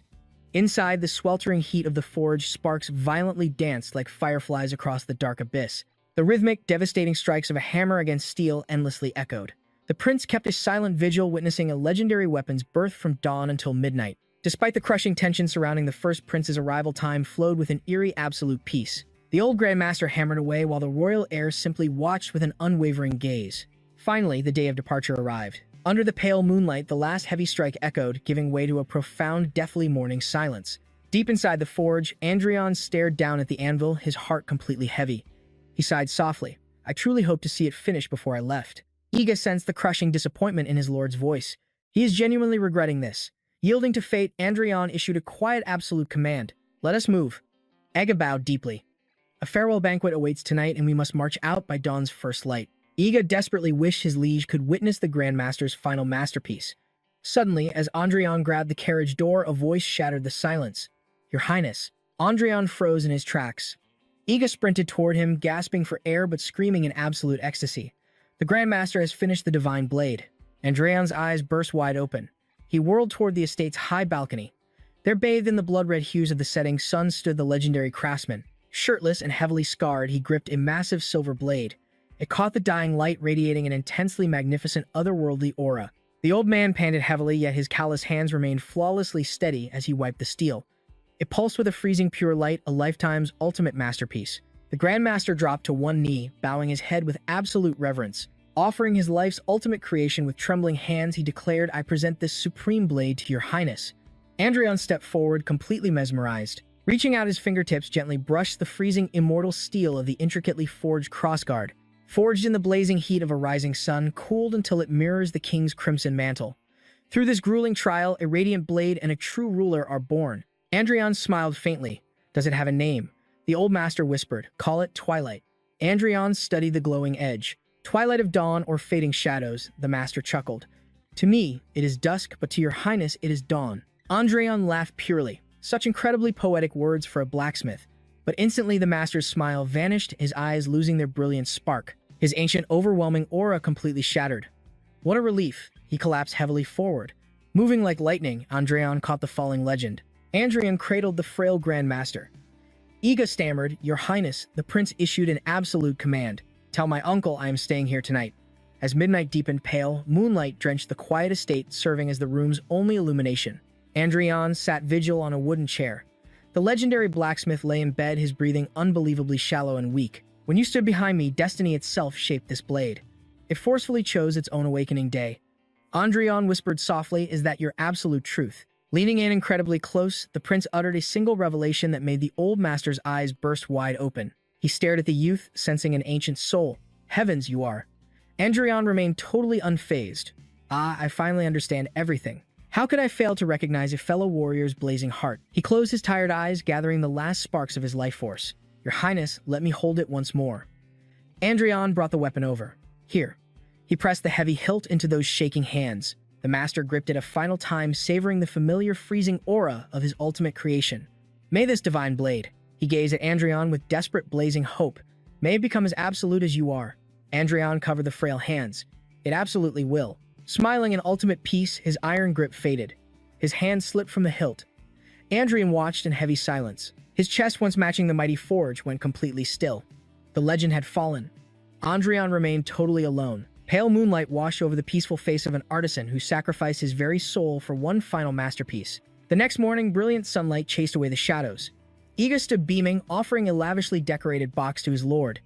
Inside rested a phenomenal magic sword heavily encrusted with gems. Of course, one cannot simply weigh the absolute value of a soul-forged masterpiece against flashy gold, but using such a plain blade might seriously diminish your royal status. "I acquired this phenomenal magic sword for your highness instead. Please accept it." Andreon gripped Twilight, devoid of flashy jewels yet radiating overwhelming lethality. He unsheathed it slightly. Its power is absolute perfection. Its hidden stats were god tier. Iga stammered nervously, "Your Highness, what about that blade?" Andreon sheathed Twilight with a heavy click. He smirked knowingly. A soul-bound blade from a supreme grandmaster was already an unfathomable treasure. Yet, Iga still tried to offer a flashy magical artifact on top of it. Count Alan's absolute unwavering devotion to the royal bloodline is truly on another level. Ega wept bitter tears of soul-crushing defeat. "I plan to use this flashy magic sword as bait to reclaim the Grandmaster's legendary weapon, but I just handed over a god-tier weapon for absolutely nothing." The convoy scrambled to depart. A commander roared fiercely. "Carriages and infantry behind cavalry charge at maximum speed. We are way behind schedule. Maintain your unyielding formation." The elite knights roared in absolute unison. "Yes, sir." Mounting his warhorse, Andreon glanced sharply at the count. "You seem incredibly frantic. Come to think of it, you were basically a ghost during our entire stay here." The count let out a heavy sigh. His Majesty had handed down a secret mission. Andreon rubbed his chin thoughtfully. "I guess this little vacation isn't free after all." "That's right," the count continued. "So get ready to move. We're riding at full speed to reach the Iron Lion Fortress by tonight. You'll be spending the journey on horseback." Andreon froze completely. "Ah, about that. I don't actually know how to ride." The count stared at him in utter disbelief. Cold sweat dripped down Andreon's face as he glared at the beast. He muttered a harsh truth about his past existence. "I used to be a literal sword. How in the world would I know how to ride a horse?" The journey to the Iron Lion Fortress was absolute chaos. It was an endless parade of humiliation for a prince completely unaccustomed to horseback riding. Andreon literally threw up a rainbow from severe motion sickness. Adelia watched him in absolute panic as they navigated the endless winding roads. Though it didn't take a mere half-day as planned, they finally arrived after one grueling full day of travel. A colossal stone fortress loomed before them. Its massive towers pierced the boundless blue sky. So this is the legendary Iron Lion Castle. The thunderous rhythm of armored footsteps echoed perfectly across the stone courtyard. Rows of elite knights stood in strict formation. A brown-haired man stepped forward, placing his fist over his heart in a formal salute. Gion of the Gon Rotanga family pays his respects to the First Prince. Behind him, the entire battalion roared in perfect unison. The Iron Lions salute the noble bloodline of Leonbeck. Andreon flashed a confident smirk, completely unfazed by their overwhelming aura. Your fighting spirit is bursting at the seams, he thought. The reason is obvious. Let's stir things up a bit. Awakens stepped out of the rigid formation, her expression perfectly cold and utterly composed. He called out her name, Awakens. Awakens Kayan bowed deeply, her long black hair cascading over her shoulders. Your Highness, she spoke with absolute reverence. I have counted every single day just to see you again. The crowd's reaction was instantaneous and explosive. Blazing flames of jealousy and pure rage erupted from the male knights standing behind her. Their faces twisted in furious indignation as they glared at the prince who stole their idol. Andreon observed their blazing anger with a highly amused smirk. Wow, what a fast reaction. Suddenly, the temperature plummeted. A terrifying purple aura erupted from the maid standing behind him. Her eyes glowed with a threatening golden light, her face completely consumed by pure, unadulterated wrath. Andreon flinched, cold sweat breaking out as his survival instincts kicked in. Yikes, that bloodlust is aimed right at me. He quickly grabbed her shoulder. Adelia. Adelia snapped out of her murderous trance. Her eyes returned to their soft blue hue, blinking in clear confusion. Yes, Your Highness, Andreon sighed internally, feeling a mix of profound relief and extreme caution. Thank goodness I conditioned her subordinate mindset early on. Andreon turned back to the crowd, a razor-sharp, defiant grin spreading across his face. He issued a bold command to his knight. And now, Awakens, follow me. We have a lot of catching up to do, don't we? He threw a mocking smirk at the furious crowd. Their fragile egos would be completely shattered if those guys behind her tagged along too. The scene cut to the castle's massive training grounds. Andreon stood completely alone in the center, casually gripping a wooden practice sword while surrounded by the elite Iron Lion Knights. He scanned the tense crowd, his voice echoing loudly. Who will show me the true blade of the Iron Lions? If my royal status makes you hesitate, I swear upon the Leonbeck name that absolutely no one will be held responsible for this spar's outcome. Yet nobody moved a single muscle. Andreon's smirk twisted into mocking sarcasm. Still no takers. He let out a heavy sigh, dropping a devastating insult. The legendary Iron Lions are this cowardly. It seems your title as the kingdom's absolute best is nothing but empty hype. That lethal strike to their pride worked perfectly. A knight with wavy orange hair and arrogant eyes stepped forward, gripping his wooden sword with white knuckles. I am Denon of the Daily family. Though I lack the skill to represent the full might of the Iron Lions, if your highness permits, I dare to stand against you. Andreon shifted into a relaxed stance, his wooden sword dangling casually. He waved his free hand. No permission needed. I was the one who asked first after all. Denon charged instantly. The ground shattered beneath his explosive speed. Then please watch yourself.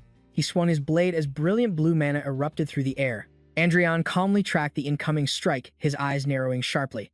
Violent sparks of blue lightning exploded as their wooden weapons viciously clashed together.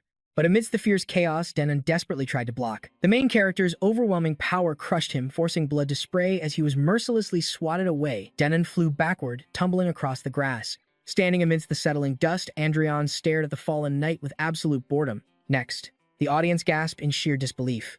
Another knight fiercely charged in. I am Paul Roth. Denon was merely a first-year rookie, but I am in my third year. Bam! He was sent flying with a single devastating slash. More furious knights swarmed toward him. I am Hallie, a fifth-year knight apprentice. Crack! Hallie was brutally launched straight into the air. Judith, 8th year. Yet another knight crashed to the dirt. The sword of the Iron Lions will never face defeat. In no time at all, the training ground was littered with groaning knights. Andreon stood perfectly untouched amidst the absolute carnage. Surveying his defeated foes, he sighed heavily at the terrified knights, still hesitating on the sidelines. Good grief. Bring me an official knight already.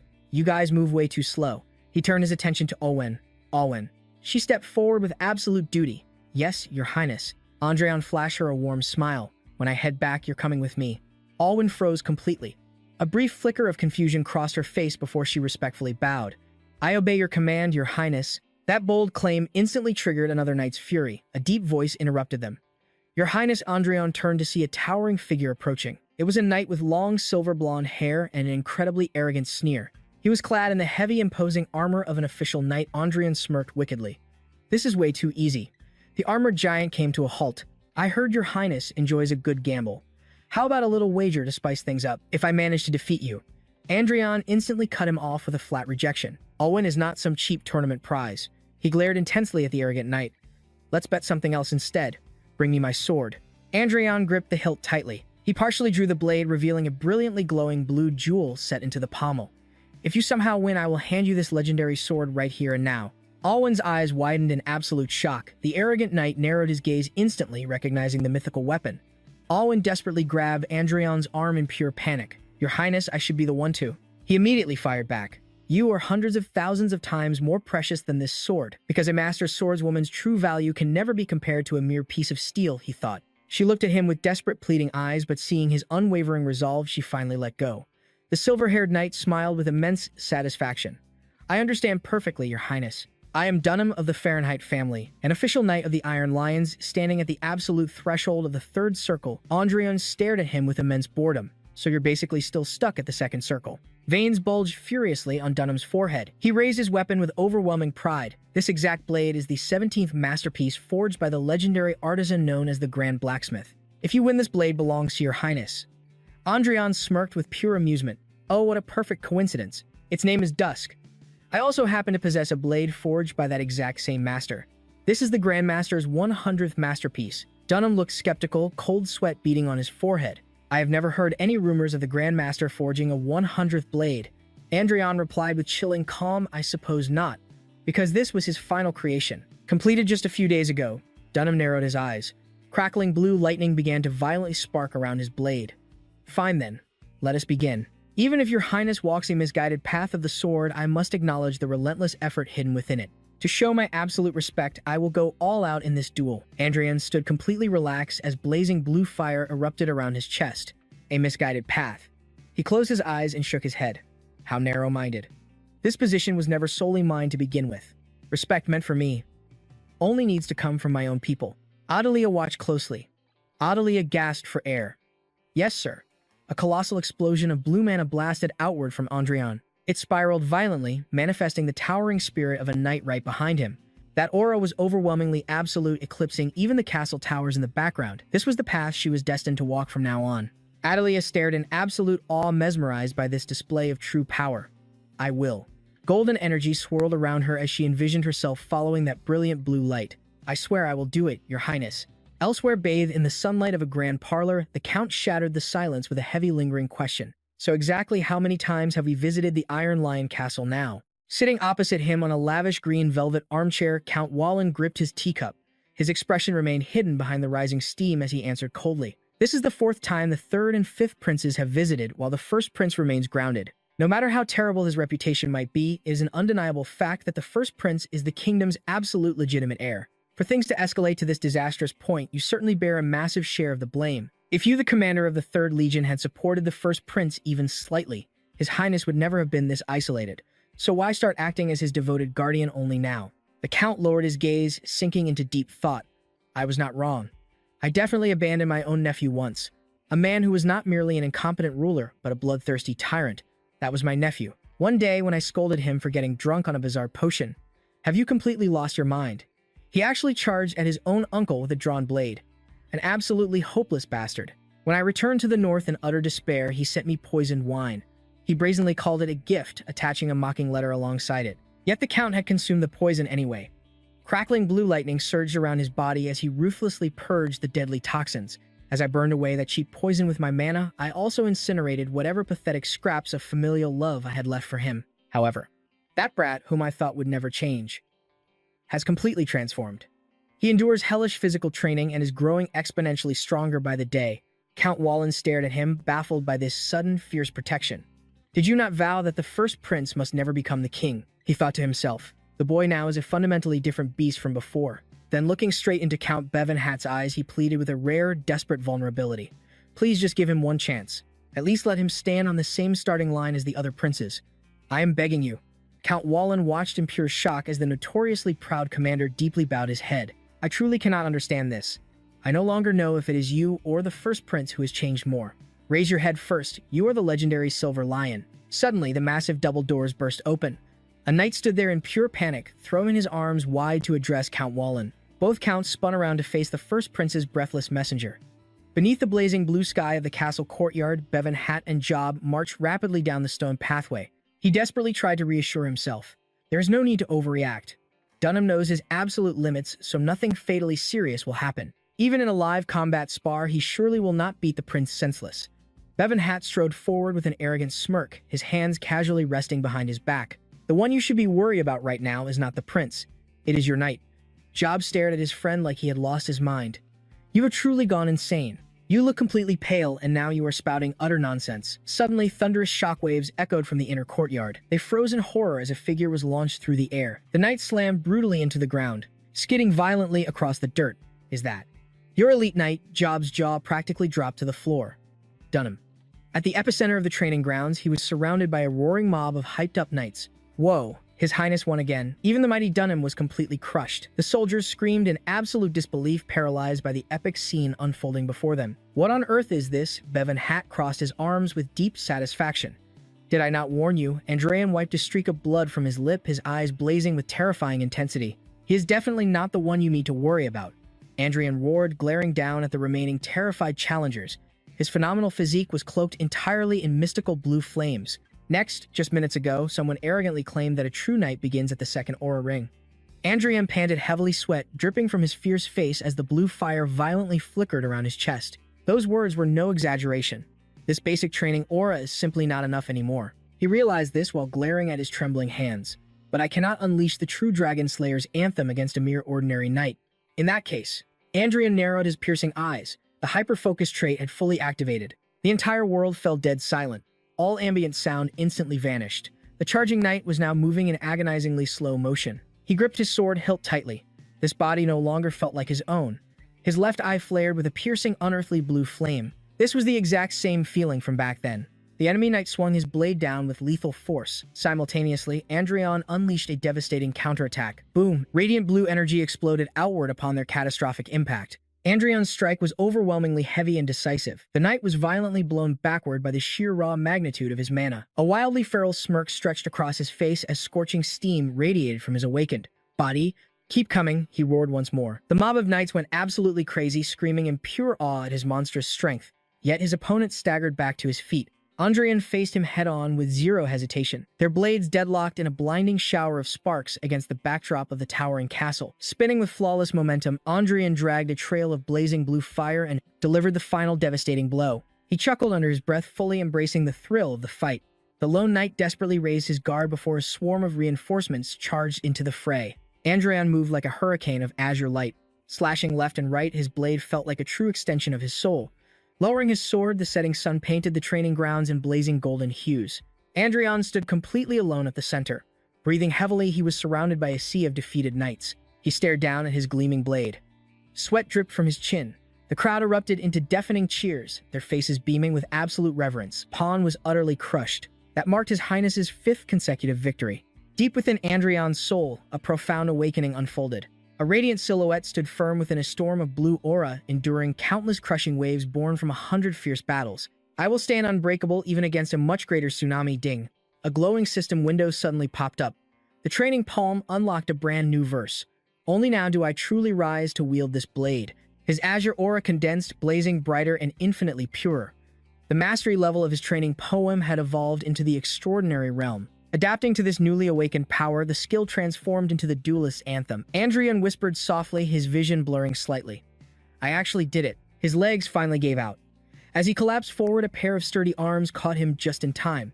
Is your highness all right? We offer our deepest respect for your glorious victory today. All around them, the surrounding knights radiated pure admiration under the twilight sky. They truly acknowledged the First Prince's supreme blade. One warrior roared with passion, all hail your unyielding fighting spirit. Another echoed the battle cry. We pledge our absolute honor to your triumph. Andreon blinked in utter disbelief at this sudden worship. What in the world? Just moments ago, these guys looked ready to tear me limb from limb. Watching from the sidelines, their hardened expressions had completely melted away. Deep down, they were simple men. Nothing fired up their blood more than raw steel and an epic victory. Judging by that look on your face, you expected them to hold a bitter grudge. The Count stepped forward, adding, a glorious defeat holds far more honor than a cowardly win. When warriors clash with everything they have, does the final outcome even matter? Another knight chimed in with a smirk. Well, Dunham might be holding onto a tiny grudge. The red-haired knight chuckled. Yeah, especially since he had to surrender that beloved sword he kept bragging about to His Highness. Another warrior burst into hearty laughter. It felt incredibly refreshing. The guy was way too arrogant about that blade anyway. Sitting on the dusty ground, Andreon listened to their booming laughter. He couldn't help but crack a small smile. I honestly thought the old ways were completely dead and buried along with the ancient man at heart. But it seems one thing remains eternal: accepting defeat with grace and bowing to absolute strength, the true spirit of a knight. The brilliant afternoon sun cast incredibly long shadows across the stone courtyard of the Iron Lion Castle. War horses neighed fiercely, eager to begin the long journey. The royal carriage was prepped while the knights scrambled through their final checks. Standing before the massive gathered crowd, the wind tugged at Andreon's coat as he offered a warm farewell smile. "Until our paths cross again, my friends." Count George Wallen immediately stepped forward, bowing deeply with the utmost respect. "I shall pray for your highness's safe travels." Andreon nodded gracefully.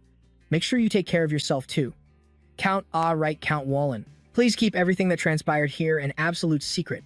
An invisible question mark basically popped up right above Count George Wallen's head as he blinked in pure confusion. He couldn't fathom this humble request at all. Wouldn't spreading news of this victory hugely benefit the First Prince? But Andreon just flashed a dangerously wicked smirk. "Well, there is a certain someone I want to mess with." The journey back was agonizingly long. Eventually, the royal convoy halted in a quiet clearing surrounded by dense towering woods. A knight's voice echoed through the ancient trees. "We shall set up camp here for the night. I will go scout the perimeter." Andreon gave a brief nod.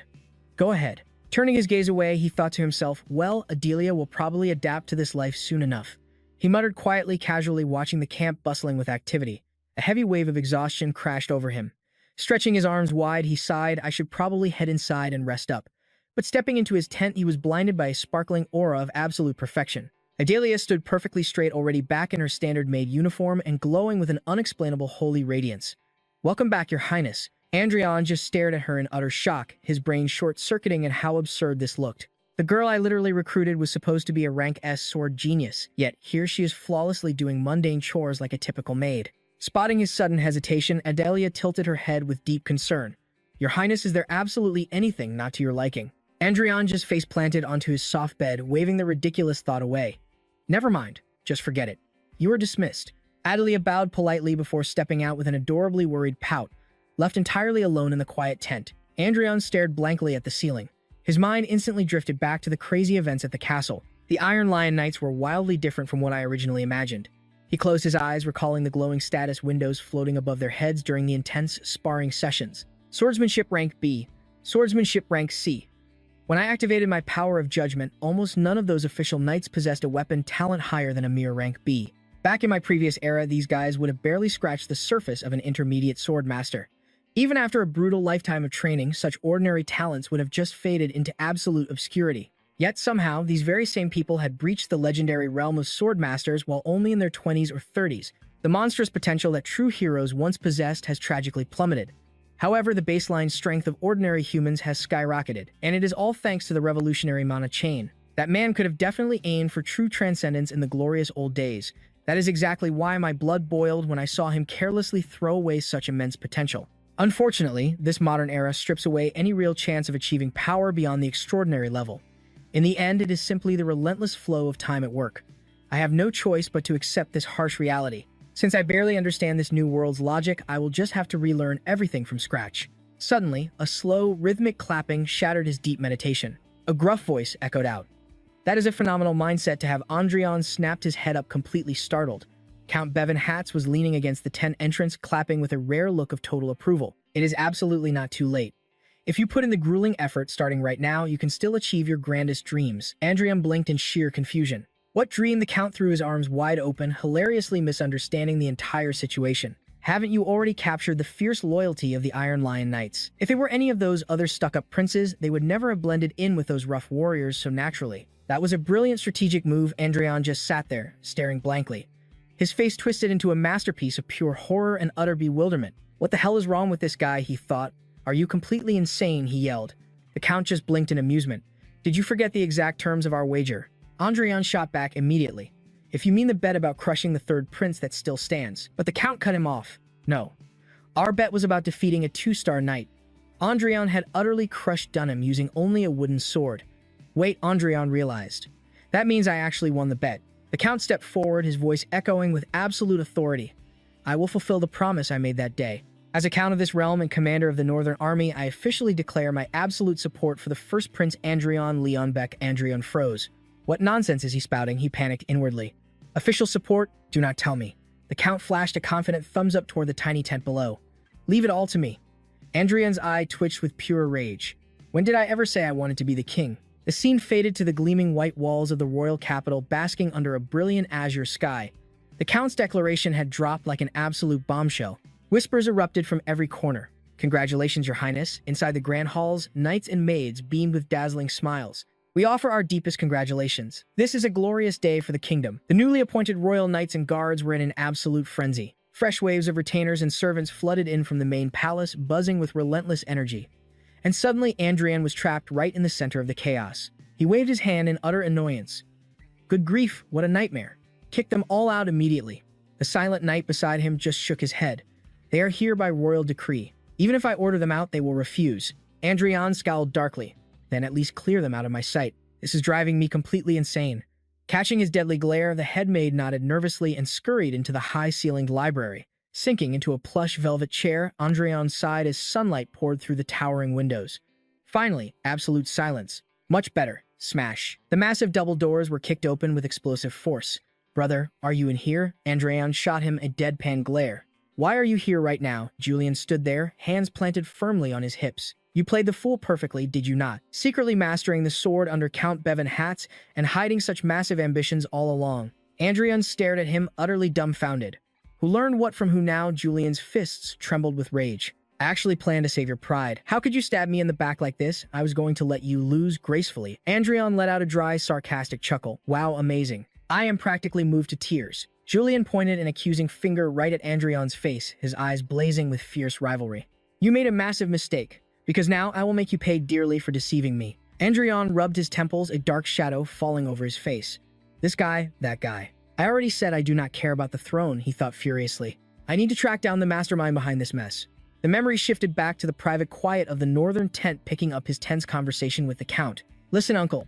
I will play along with this act for a little while, but you need to back down when the time is right, because I have absolutely zero interest in the throne. Why did you trigger this massive scheme without even consulting me? The Count paused, his eyes narrowing with sharp intuition.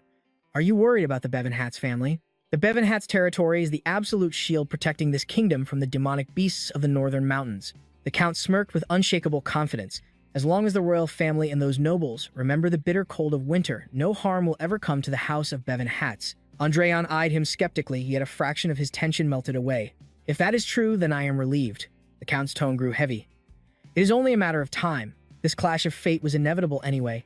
Do you honestly not know the tragic destiny of a first prince who fails to claim the throne? Keeping your head down will not change your reality. If you need time to accept your awakening, I will give you as much as you need. However, engrave this into your soul. The absolute legitimacy of the firstborn will never vanish unless you die. Left alone in the dim glow of the tent, Andrion sat in heavy silence. I already told you. No matter how much time you give me, my path will not change. The only thing I seek is absolute power, the transcendent strength that I once touched. There is no way I care about something as trivial as a mortal throne. Or so I completely believed. The timeline fast-forwarded. The colossal doors of the grand banquet hall swung open. The room was drowning in high society, dripping in extravagant gowns and luxurious suits. The marble floors gleamed with intricate golden crests. A royal herald stepped forward, his booming voice cutting through the elite crowd. The pure bloodline of the Leonbeck kingdom. The firstborn of the royal house, His Royal Highness, the First Prince. Andrion Leonbeck is entering. Andrion strode into the hall, radiating pure majestic aura. He wore a high-collared midnight black uniform with striking crimson accents and heavy gold braiding. The sea of nobles parted instantly for him. Their faces were painted with raw curiosity, deep awe, and silent judgment. At least until the true banquet began. Andrion marched forward, his piercing gaze sweeping over the whispering aristocrats below. The glittering elites draped in fine silk and velvet were utterly paralyzed by the prince's legendary transformation. A noblewoman gasped, her breath catching in her throat. It is absolutely unbelievable, this commanding presence. He looks exactly like His Majesty in his prime. Andrion descended the final marble steps, his face an emotionless mask. All I did was shed some weight and they are losing their minds, he scoffed inwardly. Are these pathetic fools really the pillars of the kingdom? What an absolute joke. System status activated, revealing their true nature, trait of the viper's heart. Spectral purple-black serpents coiled tightly around the aristocrats' necks, their shadowy scales glistening with pure malice. It was the ultimate mark of dark karma, the disgusting rot accumulated from bleeding the innocent, dry, and trampling on human lives.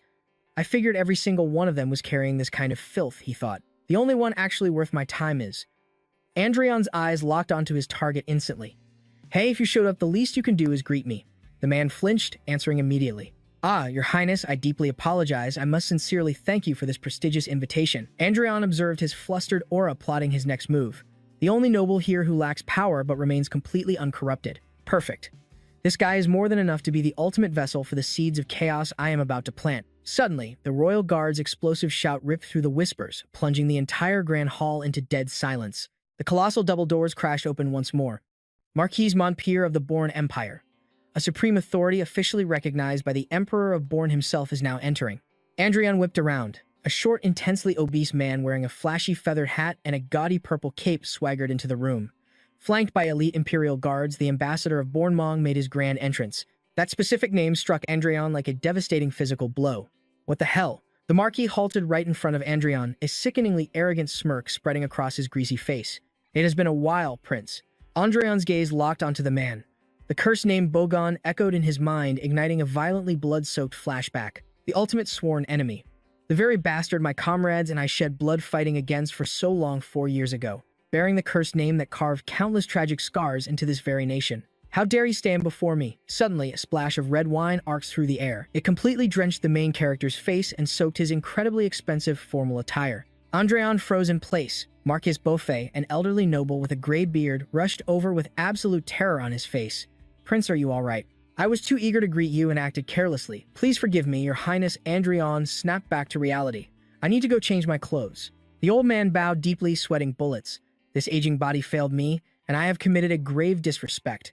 A royal knight quickly approached Andreon. Your Highness, I shall escort you. Andreon glanced at the old Marquis, taking the blame. Who is he? The knight replied, That is Lord Marquis Beaufait. Andreon carefully observed the old man, who was still bowing in absolute submission. Beaufait. I guess not all of them are completely rotten. Well, thanks to his little stunt, my boiling rage has cooled down a bit. Moments later, Andreon was wiping his face. The Count opened the door and entered. I heard there was an incident.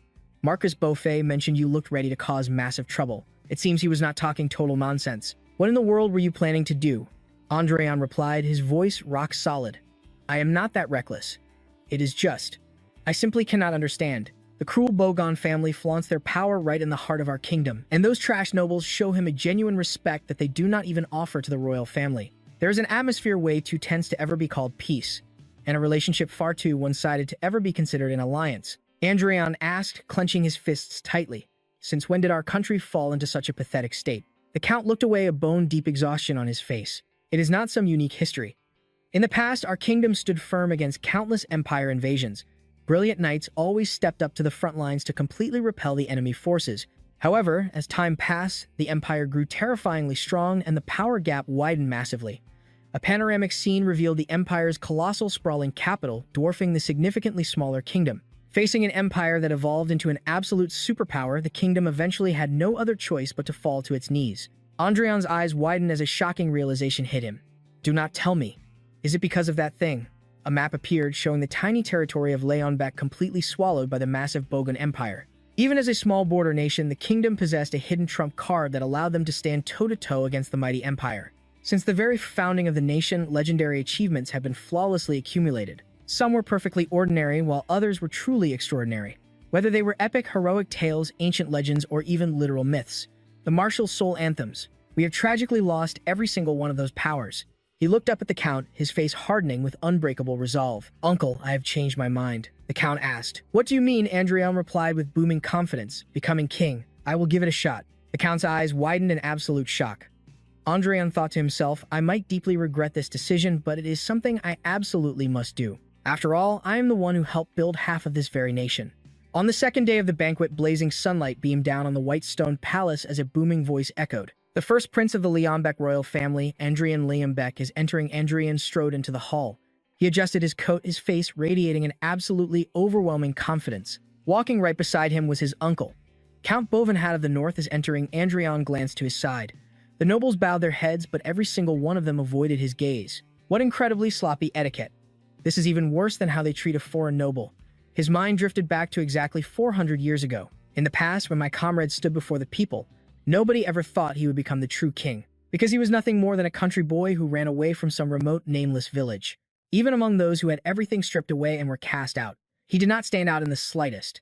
Despite all that, that boy still stepped right up in front of the people, just like me right now, standing tall before a flock of blind sheep. System windows popped up relentlessly. Warning, Song of the Monarch, current stats cannot handle the anthem's level. A fraction of the anthem has been skipped.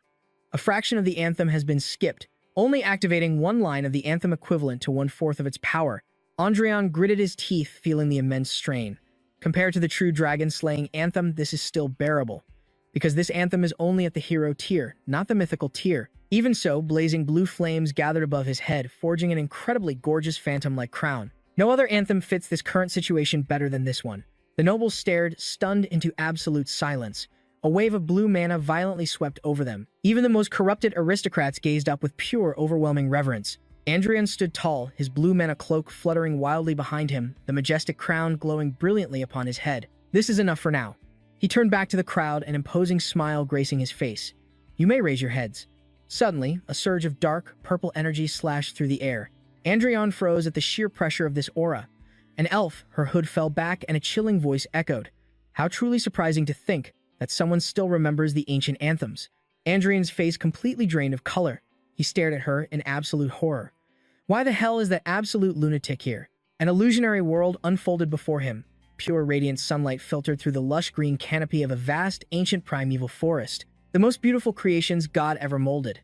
A deeply benevolent race who could never bear to harm even the tiniest living creature. The gentle gardeners of the green forest, blessed with lifespans from 300 to a full 1,000 years. That is what the entire world typically thinks when hearing the word elf.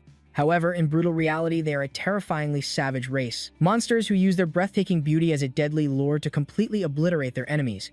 The High Elves. Those born with hero-tier grades right from the cradle are by far the most dangerously lethal among them all. Inside the dimly lit massive grand hall, Andreon was now standing face to face with the absolute embodiment of that danger. He locked eyes with the silver-haired elf woman draped in an incredibly luxurious purple cloak. His mind raced wildly with mounting anxiety as he thought, to make matters worse, this is not even a normal high elf. She has lived for nearly a millennium. She's a grand high elf. Her name is Sigrun, the magic sword dancer. She was a core member of the expeditionary army that slaughtered the Mad Dragon exactly 400 years ago. A horrifying memory from 4 centuries past suddenly slammed back into Andreon's mind. The image of her completely drenched in blood, reaching for a gorgeous sword with an utterly psychotic maniacal smile. That was Andreon in his past life. Her twisted obsession dripped from every word. If your master falls, will you serve me? I promise you an eternity without a single dull moment. So what if you were merely a sword? My desire for you burns deeper than ever, precisely because you are a blade. Back in the present, Andreon stared at her. Cold sweat drenched his face. This was the exact same lunatic who had ruthlessly tormented him. There is no way she recognizes me, right? Even though I just recited the king's anthem, a melody she knows intimately. Her face suddenly invaded his personal space. Burning with curiosity, she whispered, "Have our paths crossed before? How strange. Why does your highness feel so incredibly familiar?" Andreon stiffened his posture, burying his sheer panic. This is my very first time witnessing an elf in person. She tilted her head. Is that so? Without missing a beat, he replied.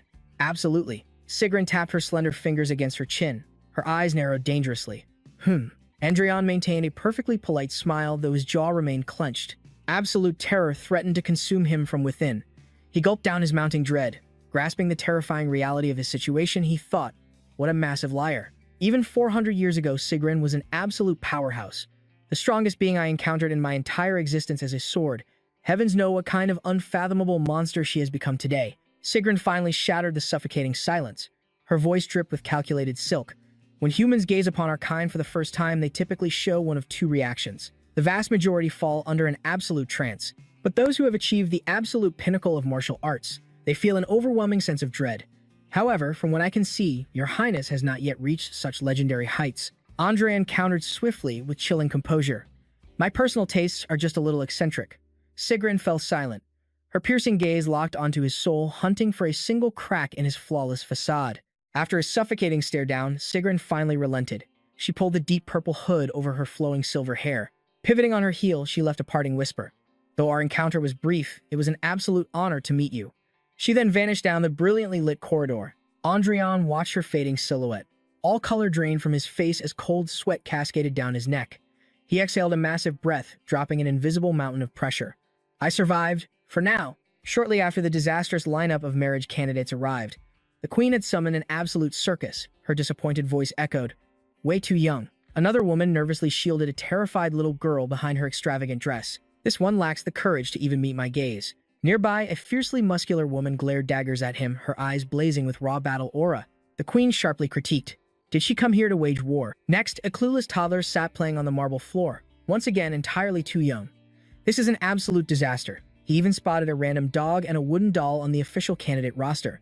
The queen buried her face in her hands. Overwhelmed by sheer frustration, she began her royal lecture. This is the sacred selection of the crown prince's future bride. You cannot expect them to resemble the ordinary women of your past. A future queen must possess infinite wisdom, boundless grace, robust health, and an impeccable noble bloodline. Suddenly, an announcement shattered the chaos. The elven delegation requests an immediate audience. Sigrun confidently stepped into the spotlight. She executed a flawlessly elegant bow. I represent the legendary Mistletoe clan.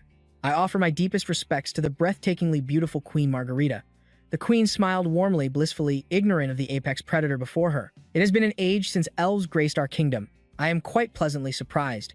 Sigrun straightened her posture, locking her predatory gaze directly onto the queen.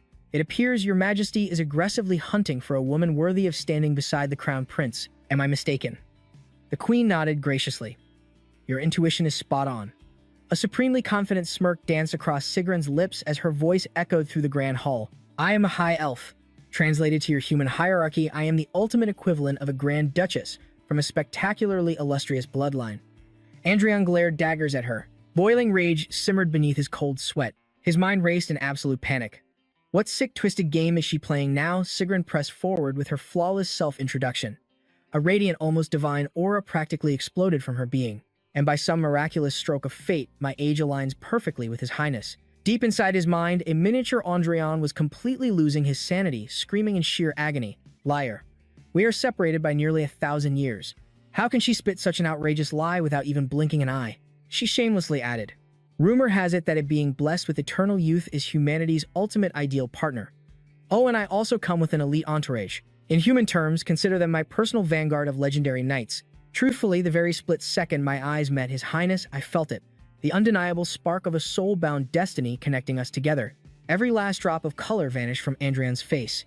His pupils shrank to pinpricks of absolute horror.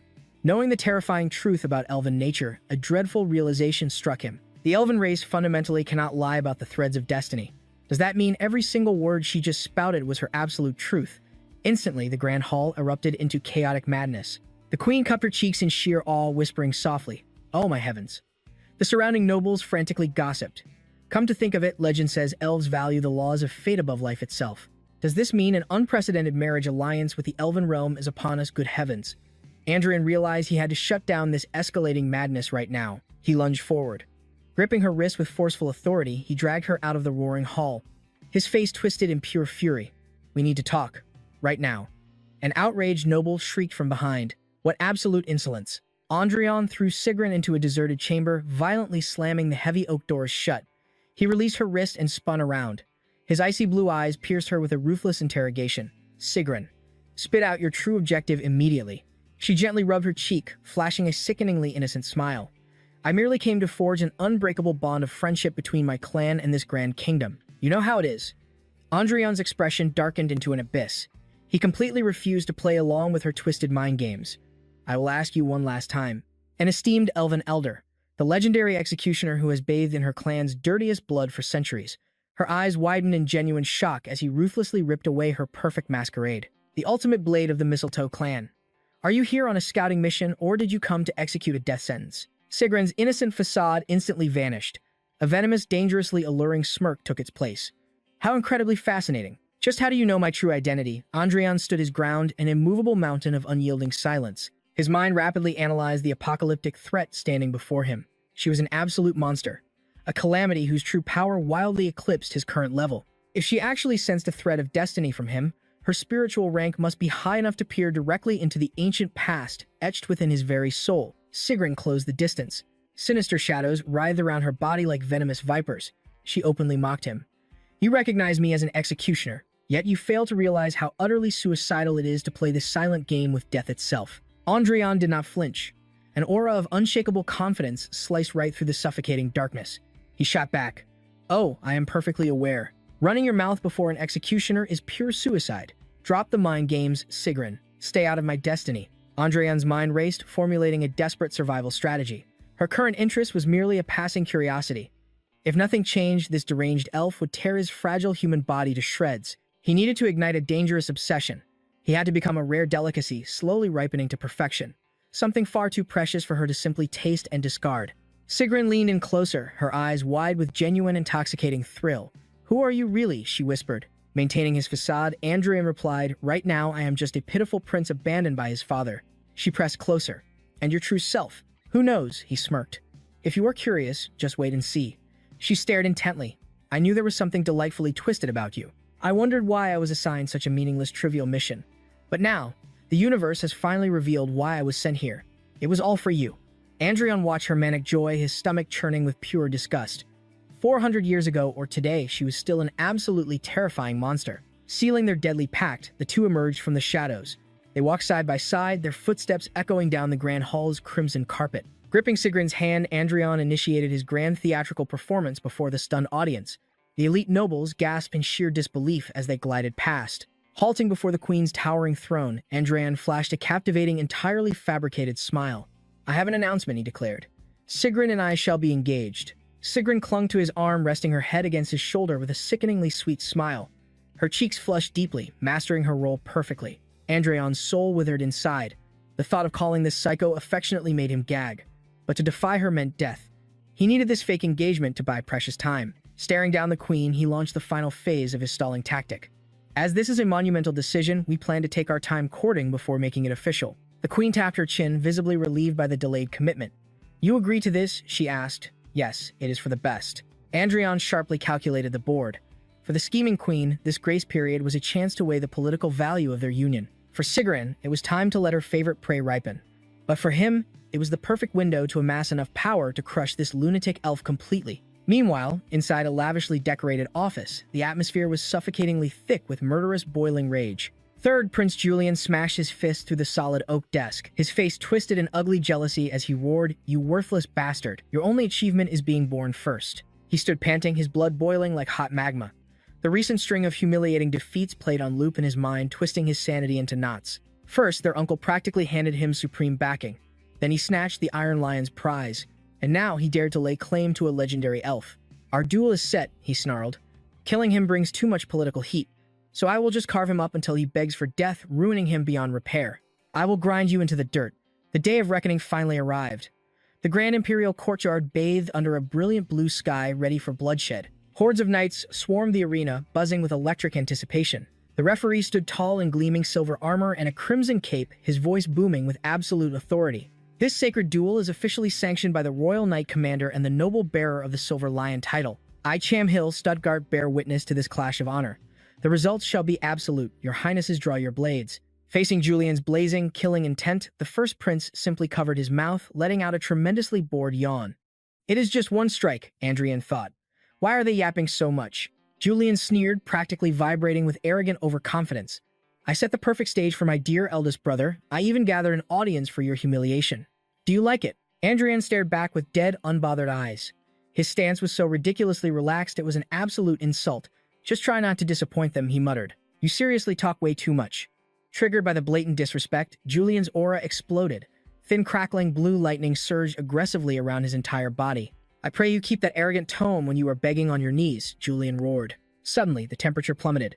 Andreon's azure eyes flashed with a terrifying absolute zero chill. A colossal wave of blue aura erupted from his blade, twisting the very air into a raging mana cyclone. He casually swung his sword with apocalyptic force. "I wanted to play around, but I am in a hurry."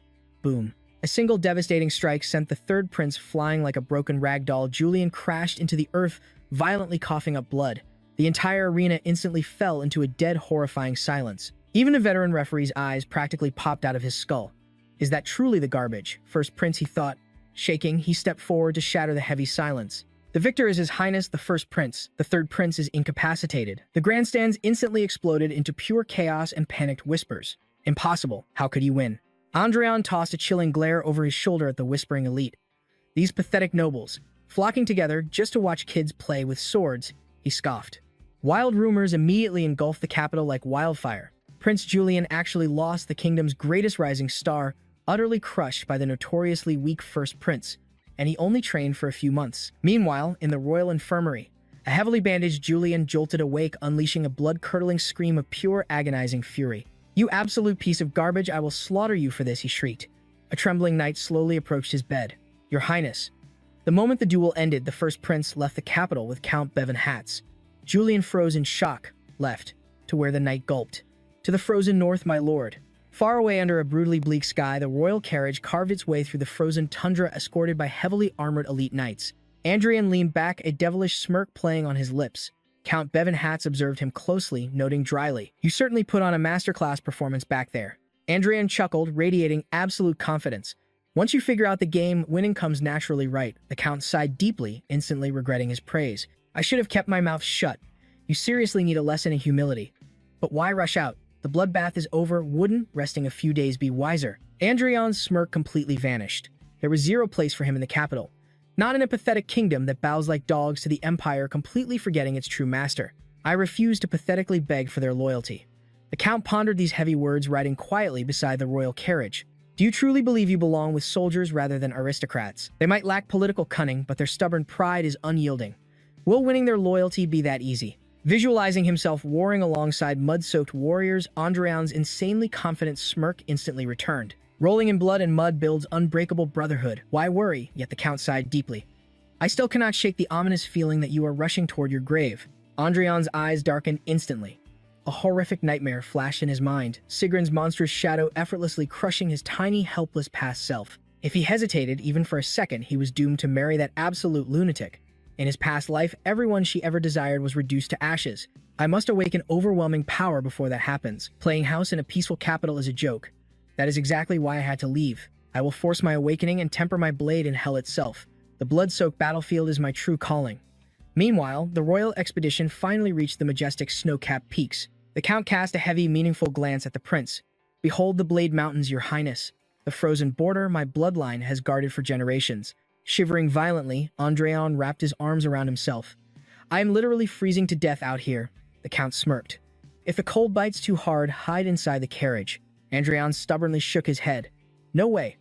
I must conquer this freezing aura." Peeking out from his cozy seat, the elderly tutor sighed. "I feel like absolute deadweight here." This old geezer was hogging the entire royal carriage. Annoyed, the prince snapped, "Seriously, old man, why did you even tag along?" The tutor chuckled heartily. "When else would I witness the brutal beauty of the frozen north?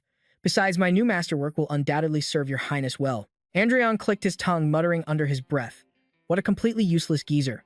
He then shifted his gaze to the fiercely loyal knight riding beside him. "Awen, are you holding up? The vanguard's wind will shatter your bones."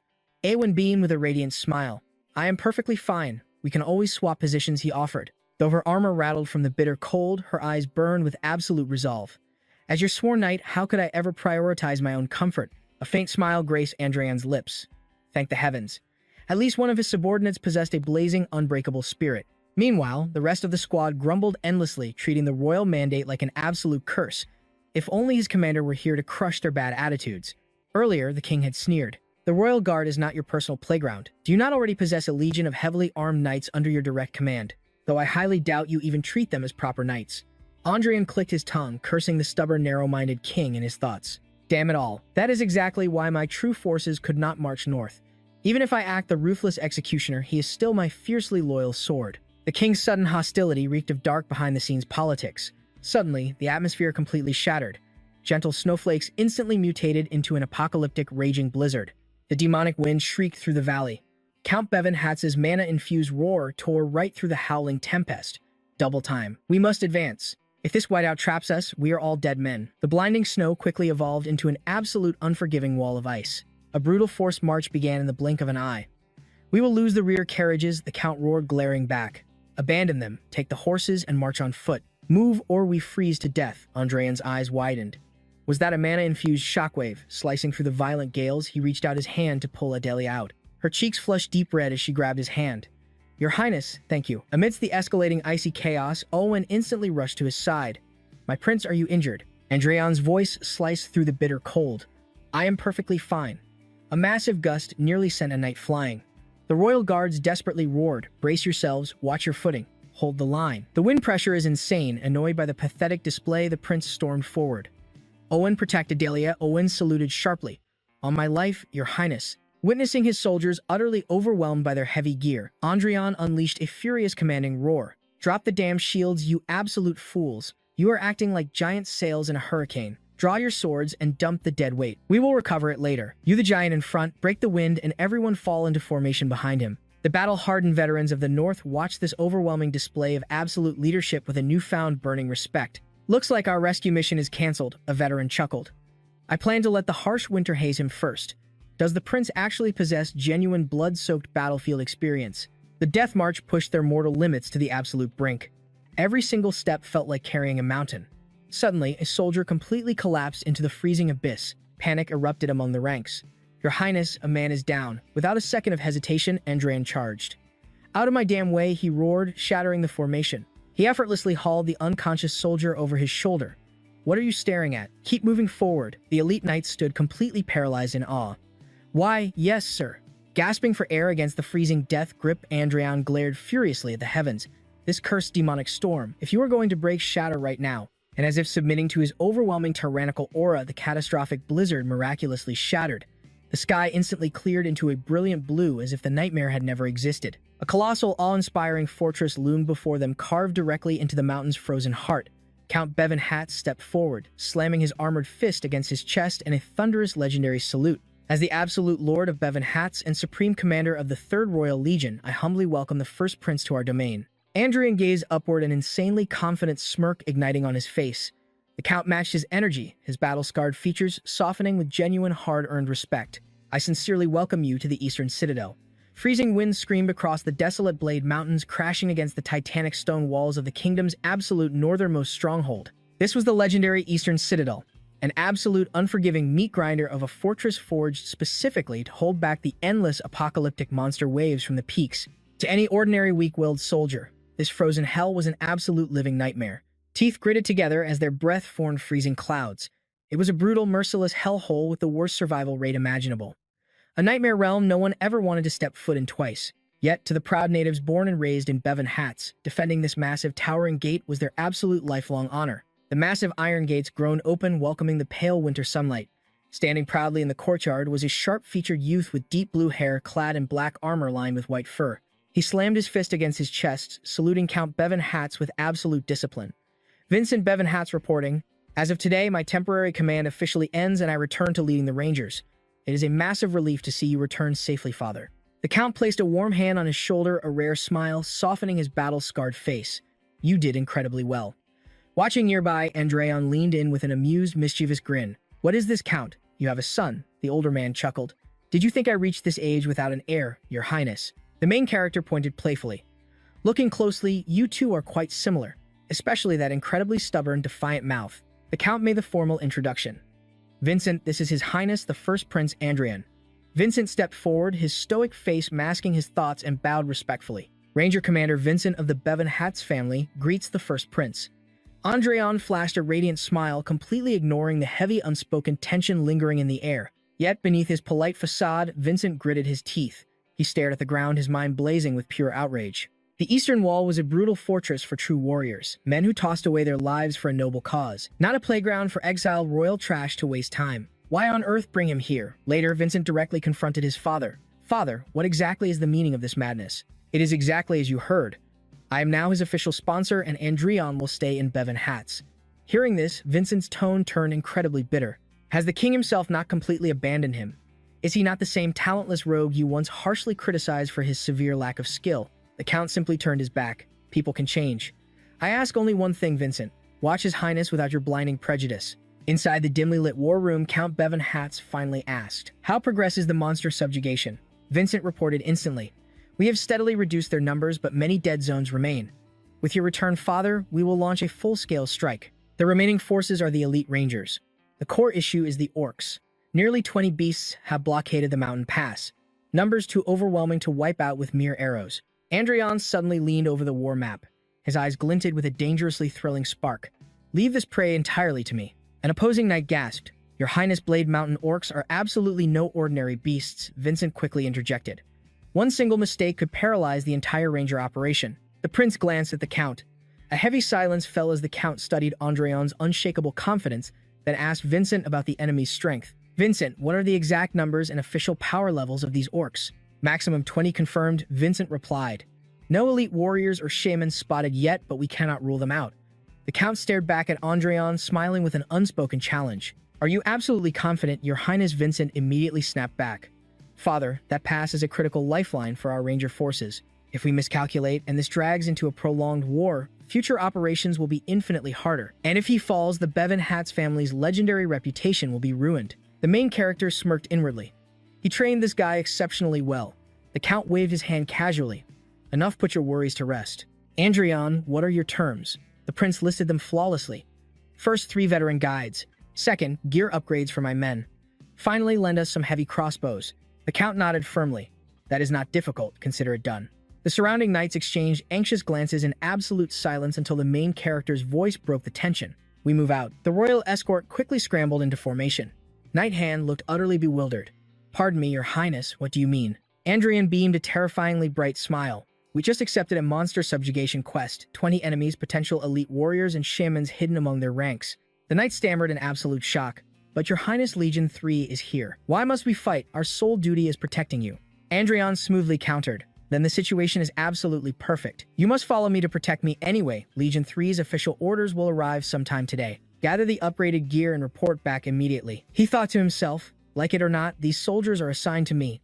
I might as well squeeze every drop of efficiency out of them. They are completely unreliable in a blizzard, but... He narrowed his gaze, his glowing blue pupils blazing as his special authority activated. Glowing status windows instantly popped up over the knights. Hands traits, rank C, swordsmanship, formal tactics, siege, defense, phalanx formation. As expected of hand-picked royal elites, he secretly analyzed. But when he inspected the knight named Joseph, the system window revealed a sinister truth. Interrogation and disguise skills. Andreon's eyes narrowed with deep suspicion. A rat has infiltrated my ranks. Outside, the prince approached Vincent in sheer disbelief. You are the guide. Vincent scowled, a deadly warning in his voice. You clearly underestimate the consequences of failure here. Andreon flashed a warm, terrifyingly confident smile.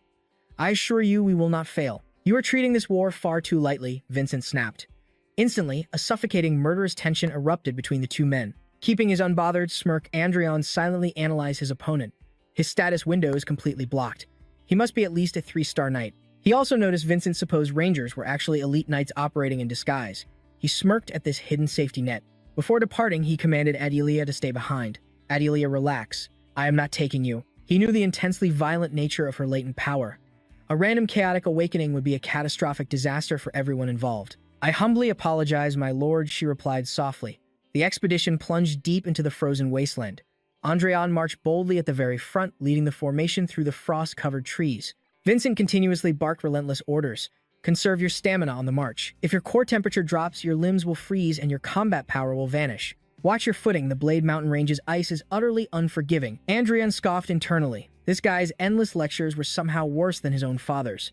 Suddenly, a sharp rustle shattered the dead silence. A mere snow rabbit darted past. Vincent exhaled a heavy sigh of relief, but his veteran instincts screamed danger. He raised his brass spyglass, scanning the dense frozen woods ahead.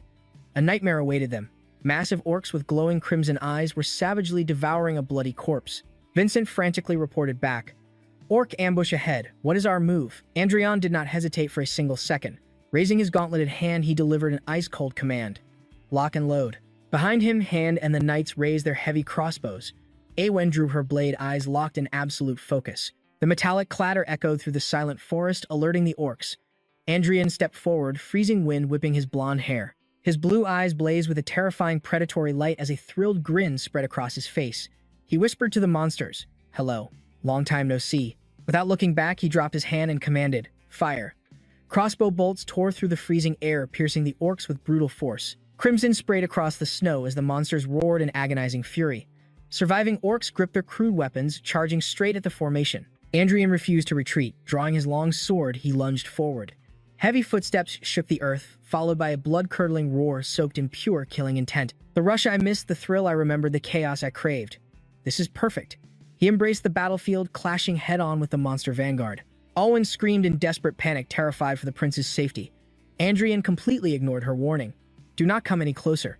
He stood firmly in the snow, raising his blade into a flawless stance. His smile deepened into pure madness as he breathed in the chaos. Take one wrong step, and you will be dragged right into hell. As the battle erupted, Andrion's blue eyes were instantly swallowed by a violent crimson flash. The snowy landscape faded into an ancient memory from 400 years ago. It was the tale of a lone warrior burning with relentless hatred for orcs, the mournful song of an exhausted father broken by an endless war. Echoing the legendary song of an extraordinary avenger, that ancient blood-red aura explosively erupted from Andrion's very soul. It spiraled around him like hellfire. The crimson energy cloaked his vibrating blade with apocalyptic power as ancient words echoed through his mind. I piled green corpses into a mountain above a sprawling lake of blood. He gazed at the slaughter with a terrifyingly serene smile. A system window confirmed the awakening of an ancient power singing a poem of vengeance. Elsewhere, long shadows crept across a dimly lit room.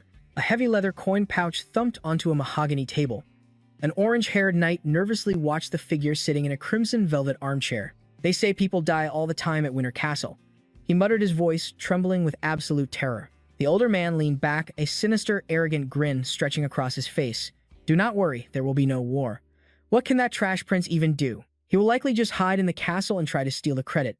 The real threat is not that brat, but Bevan Hatz. Keep an eye on Winter Castle and report anything suspicious. Can you do that? The knight snatched the pouch, greedy confidence replacing his former dread. I will do my absolute best, Count. The warmth of the noble study shattered instantly, replaced by the freezing, brutal reality of the snowy battlefield. The air grew thick with the stench of blood and the deafening, monstrous roars. The orange-haired knight stood paralyzed in the snow. Panic clouded his breath, his face pale with horror as he stared at the gigantic green beast. He thought this was what he heard, but this is impossible, completely different from the Count's words. Behind him, Owen's dark hair blew as the front line advanced. A massive orc swung its crude wooden club, smashing into the knightly ranks. Crash! The orange-haired knight gasped, stumbling backward in a sweaty, chaotic panic. Damn it, what should I do? Alwyn's commanding voice sliced through the chaos once more. Second line attack. Driven by pure survival instinct, he squeezed his eyes shut and lunged forward, thrusting his spear with all his might into the monster's thick hide. But relief instantly morphed into absolute despair. The gigantic orc was completely unharmed, glaring down with glowing red eyes. His desperate attack was utterly useless. I am completely dead. The orc raised its weapon high, ready to crush the trembling human into dust. Suddenly, a brilliant blue flash illuminated the snowy forest. Alwyn charged in, her blade crackling with fierce blue mana. She sliced the orc's neck perfectly, felling the behemoth. The orange-haired knight collapsed, his weapon slipping from his trembling hands as he helplessly cowered. Alwyn stood above him, her blue eyes ruthlessly cold. This is a battlefield, do not you dare drop your weapon. Suddenly, the earth began to shake rhythmically. From the tree line, a terrifying orc champion emerged, clad in heavy armor and a horned helm. Alwyn tightened her grip, her expression turning deadly serious. All units prepare for combat. She quickly assessed the overwhelming enemy forces. There are too many, wiping them out with our current numbers will be impossible. Before despair could settle, a crimson energy beam ripped across the battlefield. Alwyn watched in shock as the red flash bisected a charging orc. It was Andrion. His blonde hair caught the dim light, his silver armor glowing under the explosive blood-red aura erupting from his body. He moved like a true god of death. His blade became a blinding crimson blur as he effortlessly slaughtered the surrounding monsters. She gasped, "It is His Highness," but his eyes were terrifyingly hollow, ignoring her completely. The main character launched forward, deaf to her desperate screams. No matter how many monsters he slaughtered, his relentless thirst for enemy blood remained unquenched. He mindlessly wandered through desolate wastelands completely dominated by the savage orc horde. The mana core within his heart had dried up long ago. Yet he pushed forward, drinking vile orc blood and tearing into their flesh. With every agonizing step, the lone warrior grew older and infinitely weaker. Gripping the demonic sword, he burned through his final sparks of life just to grant one last desperate wish. A bloody, heartbreaking requiem for his beloved wife and daughter. They were brutally slaughtered without leaving a single piece of flesh behind. A torn, ruined family portrait lay completely forgotten in the frozen debris. And when he finally faced his ultimate lifelong nemesis, his life flame flickered and died. The white-haired avenger stood entirely alone in the snow. Before him towered a colossal one-eyed orc chieftain, radiating a dark aura that threatened to swallow the very earth. A broken, exhausted smile crossed the dying man's face, yet his eyes fiercely blazed with an unquenchable crimson fire of vengeance. He charged forward with every single ounce of his remaining power. He absolutely refused to surrender until the bitter end. But despite his legendary courage, he was ultimately struck down, his shattered body buried deep in a freezing, snowy grave. There was no miraculous system awakening. His life simply faded away. It was a forgotten tragedy, with no one to tell the tale. Only the demonic sword, Andrion's past life, stood silently in the snow as the sole witness. Snapping back to the present, Andrion's crimson aura aggressively erupted. It flared with agonizing phantom pain and an absolutely unshakable legendary resolve. I will be the absolute only one to remember it all, he vowed silently. Towering high over the slaughtered orc corpses, his commanding voice echoed out. Knights intercept the remaining orc warriors. The rest of you hold the line. He tightened his iron grip on the blade. I remember now. The song of vengeance is incomplete. I am the one who must finish this melody. Andreon instantly launched himself back into the monster horde. He became a blood-soaked tornado of divine punishment. Weaving through the behemoths, he decapitated and dismembered them with terrifying deadly grace. Blood sprayed in beautiful deadly arcs, painting the battlefield in sheer horror. Suddenly, a golden system window materialized amidst the carnage. A brand new verse had been permanently added to the Song of Vengeance. Andreon's voice resonated with an ancient mystical depth as he chanted the newly forged system-granted words. Pile up their green corpses to forge a mountain and let a dark crimson swamp pool beneath it. Here I stand dedicating this slaughter to honor your soul. Ding. The system window chimed again. The Song of Vengeance had successfully evolved into the legendary Requiem of Souls. Andreon's blazing eyes cooled back to their piercing azure blue. The epic battle was finally over. The surviving knights stood victorious amidst the blood-stained snow. Vincent stepped forward, gripping a torn, blood-drenched red flag. With a sharp crack, he violently snapped the wooden pole, shattering the orc's vile emblem. The monster horde was completely annihilated. Turning back to the troops, a triumphant smirk crossed Vincent's face. I declare total victory. The battlefield is ours. The exhausted soldiers erupted into thunderous, heaven-shaking cheers. Andreon observed them, his mind racing. Is his name truly Vincent Belvin, the proud heir of a noble family who dedicated their entire bloodline to fighting monsters? Yet he shared the exact same name as the tragic fallen Avenger who sacrificed everything to eradicate the orcs. A fleeting memory of the old battle-scarred man dying in the freezing snow flashed vividly through Andreon's awakened mind. Before his final breath, the man had whispered softly to his blade, "Let us meet again in the next life." Andreon smirked inwardly. What a twisted sense of ironical fate. Vincent stood there, sulking, his face practically twitching with clear annoyance. Andreon casually glanced over his shoulder. "What is it now?" he asked. Striding forward, Vincent held out the torn flag toward the prince. "Please, your highness, accept this item." Andreon titled his head, completely baffled by the sudden, unexpected gesture. Vincent explained with an incredibly solemn, serious tone. "Within our 3rd Legion, the fiercest combatant receives the enemy's flag. It is the ultimate system loot representing an eternally glorious victory. Furthermore, this honor naturally belongs to your highness." Olwen stepped up from behind, bowing with the utmost respect. "Your highness, please allow me to express my deepest reverence for your heaven-defying bravery on the battlefield today." Suddenly, the entire armored knight brigade dropped to one knee. They roared in perfect unison, their voices shaking the snowy wasteland. "We fiercely honor the absolute bravery of your highness." The corners of Andreon's mouth curled upwards into an incredibly smug, triumphant grin. Another voice playfully chimed in, "Speak up a little louder so that everyone here can clearly hear you." He raised the blood-red flag high into the freezing air, screaming at the very top of his lungs, "We have won." The knights were instantly swept up by his overwhelmingly infectious energy. They punched their heavy iron fists to the sky, cheering wildly. "We actually won." The blazing sunset perfectly framed Andreon as he stood in an epic victory pose. The soldiers roared, absolute respects to his highness. "Welcome to Winter Castle, your highness." Andreon completely bathed in their blind admiration, his main character ego inflating to massive proportions. Victory, cheers, and glory, he thought. I have the whole world right in the palm of my hand. But then, completely shattering the epic atmosphere, he hugged the flag like a shiny new gacha pull and squealed with pure joy. "This amazing flag is all mine." Standing behind him, Vincent looked utterly soul-drained by the prince's ridiculous antics. Yet Andreon continued to shamelessly flex like a giant toddler. "That is right, I am the one." He suddenly froze. A dark shadow cast over his face as a quiet mutter reached his ears. 16. He snapped his head around. "Huh." Vincent stared back with an incredibly petty smirk.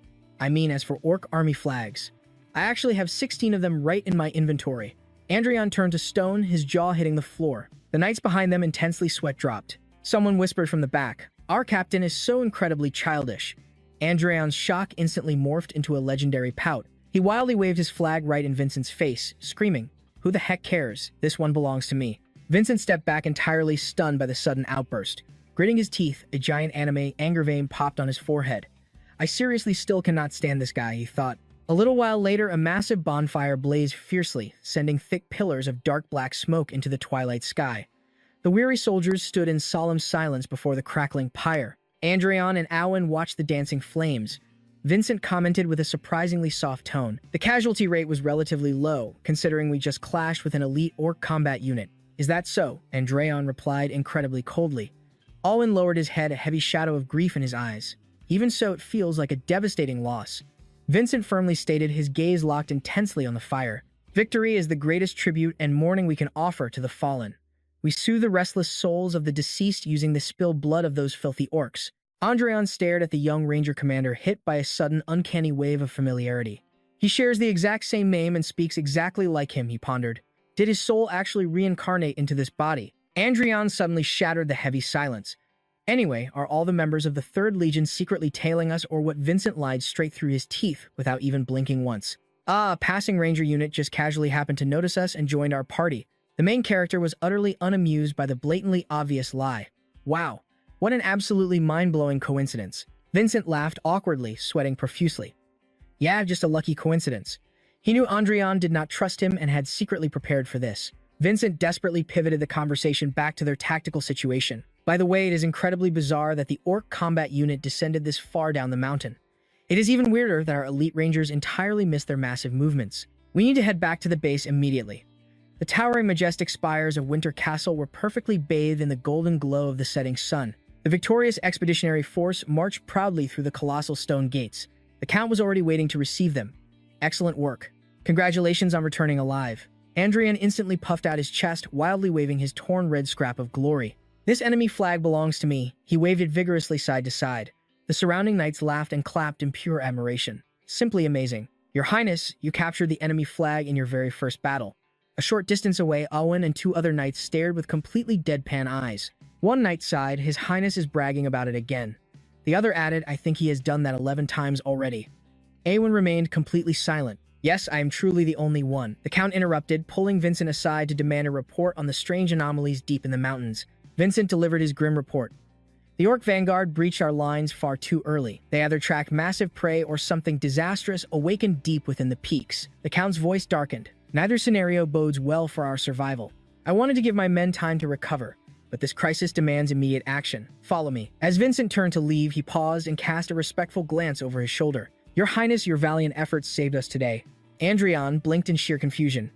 Did he just compliment me? That felt completely out of character. Owen offered a knowing smile before breaking the tension. Given his usual abrasive nature, he is simply too embarrassed by his sudden burst of respect. Before Andreon could even process this new dynamic, a frantic voice shattered the calm. Your Highness. Adelia sprinted toward him, her face a canvas of overwhelming relief. You made it back alive. She skidded to a halt, gasping for air as her large emerald eyes trembled with lingering dread. I was terrified. I thought the wilderness had claimed you. Andreon felt his battle-hardened exterior melt. A warm smile graced his lips as he met her desperately hopeful gaze. But that gentle warmth instantly morphed into an arrogant smirk. He shoved a battered war banner right into her face. Do you have any idea what this is? Later that evening, heavy shadows swallowed the silent study. Vincent broke the absolute silence. We are mobilizing an elite reconnaissance vanguard. They deploy into the cursed peaks within days. The unknown variables lurking up there are too dangerous. Therefore, only our most elite pathfinders who have mastered treacherous alpine survival will be authorized for this mission. In short, your presence is not required on this battlefield. Andreon sank deep into his velvet armchair, crossing his arms and pouting like a spoiled child. That makes zero sense. Why would you drag yourself all the way here just to deliver a mundane debriefing? Vincent shifted awkwardly, refusing to meet his eyes. It was a direct order from the commander. Andreon stared him down instantly, seeing through the thinly veiled scheme. So the old man is trying to force a friendship upon us. Letting out a heavy sigh, Andreon waved him off. Fine, you are dismissed. Go recover your strength. Vincent offered a stiff bow before vanishing into the hall. The massive oak doors slammed shut. Exhaustion crashed over Andreon in devastating waves. He sat completely isolated in the gloom, staring at the blood-red banner resting on his mahogany desk. I lost myself entirely to the thrill of today's slaughter. For the very first time, I channeled an ancient battle epic without a single flaw. And this terrifying synchronization, it is only going to grow stronger. These legendary verses burned into my memory. They were never truly mine to begin with. I am wielding a borrowed power, an immense strength that I possess yet do not truly own. I must devour this system and make every drop of this power my own. Just as I twisted the verse of vengeance into a requiem of souls. Suddenly, a razor-sharp tap shattered the absolute silence. Andreon whipped his head toward the window. Tap, there it was again. He narrowed his eyes at the moonlight-drenched glass.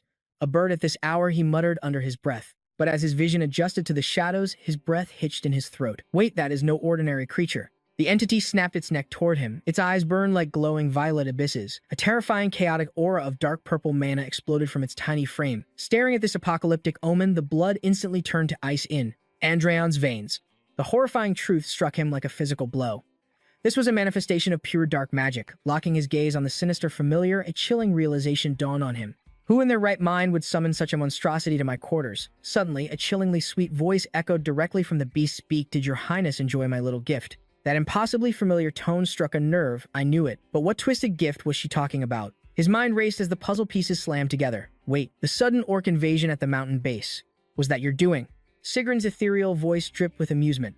I merely wanted my prince to warm up against some low-level fodder. Please accept my deepest affections. Andreon's brow furrowed in absolute disgust. This psychotic elf. Dozens of elite hunters were butchered today because of your little game, and you dare joke about it. These immortal elves are nothing but a bunch of sadistic voyeurs. She must have been laughing from the shadows while we were locked in a bloody death match with the orc vanguard. Her voice oozed with twisted admiration, directing an epic of vengeance at an entire orcish horde. I watched her every move, and the sheer devastation was utterly breathtaking. Andreon scoffed at her sick praise. Is this psychopathic manipulation what you elves call goodwill? Cutting through her games, he snapped. Drop the theatrical nonsense. Tell me exactly what you want. Sigrun feigned a dramatic wounded sigh. My prince is as frigid as the winter winds. The cursed familiar began circling his head like a vulture. Her honeyed voice echoed from the shadows. But alas, unrequited love is destined to be a thorny path. What is a smitten girl to do? I shall simply wait for the day you finally surrender your guarded heart to me. The sinister bird suddenly perched heavily on his shoulder. Her tone shifted to a deadly whisper. Deep within those cursed peaks lies a hidden relic that you desperately need. A primordial entity slumbers within the mountain's core. If you conquer it and weave its soul into your verse, I guarantee you will awaken an unstoppable power. The bait was too good. Andreon felt a dangerous spark of ambition ignite within him. An unstoppable power. Sensing he had finally taken the bait, her playful tone returned. Oh dear, it seems my lovely little messenger has run out of mana. Until our destinies intertwine again, my beloved prince. The moment her haunting farewell faded, the demonic bird overloaded with volatile energy. Boom. It detonated right in his face like a magical fragmentation grenade. Black smoke and debris utterly trashed the luxurious study. Andreon ground his teeth in sheer, helpless fury. That insane witch. She just had to leave a catastrophic mess on her way out. Her twisted agenda was glaringly obvious now. She wants me to compose a groundbreaking war epic. She desires to be the ultimate audience, while manipulating the very singer of the tale.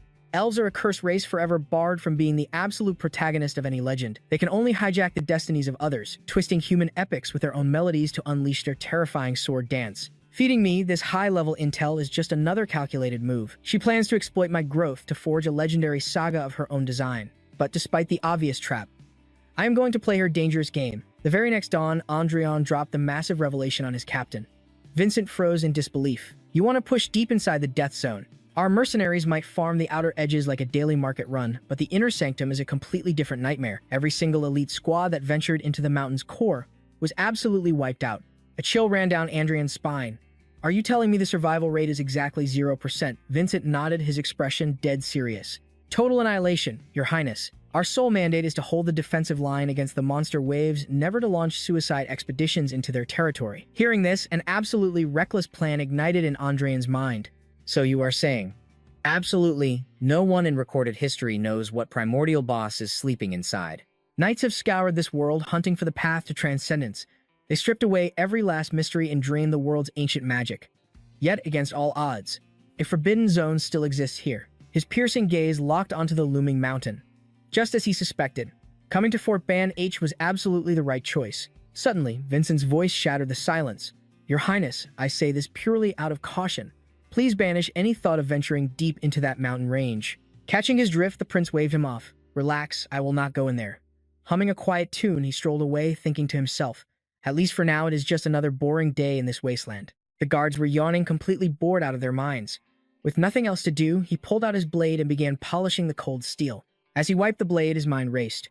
Deep inside those mountains, what kind of monstrous entity slumbers there? His blood boiled with the urge to charge in, but the timing was not right. I need more battles. I need to stack more victories.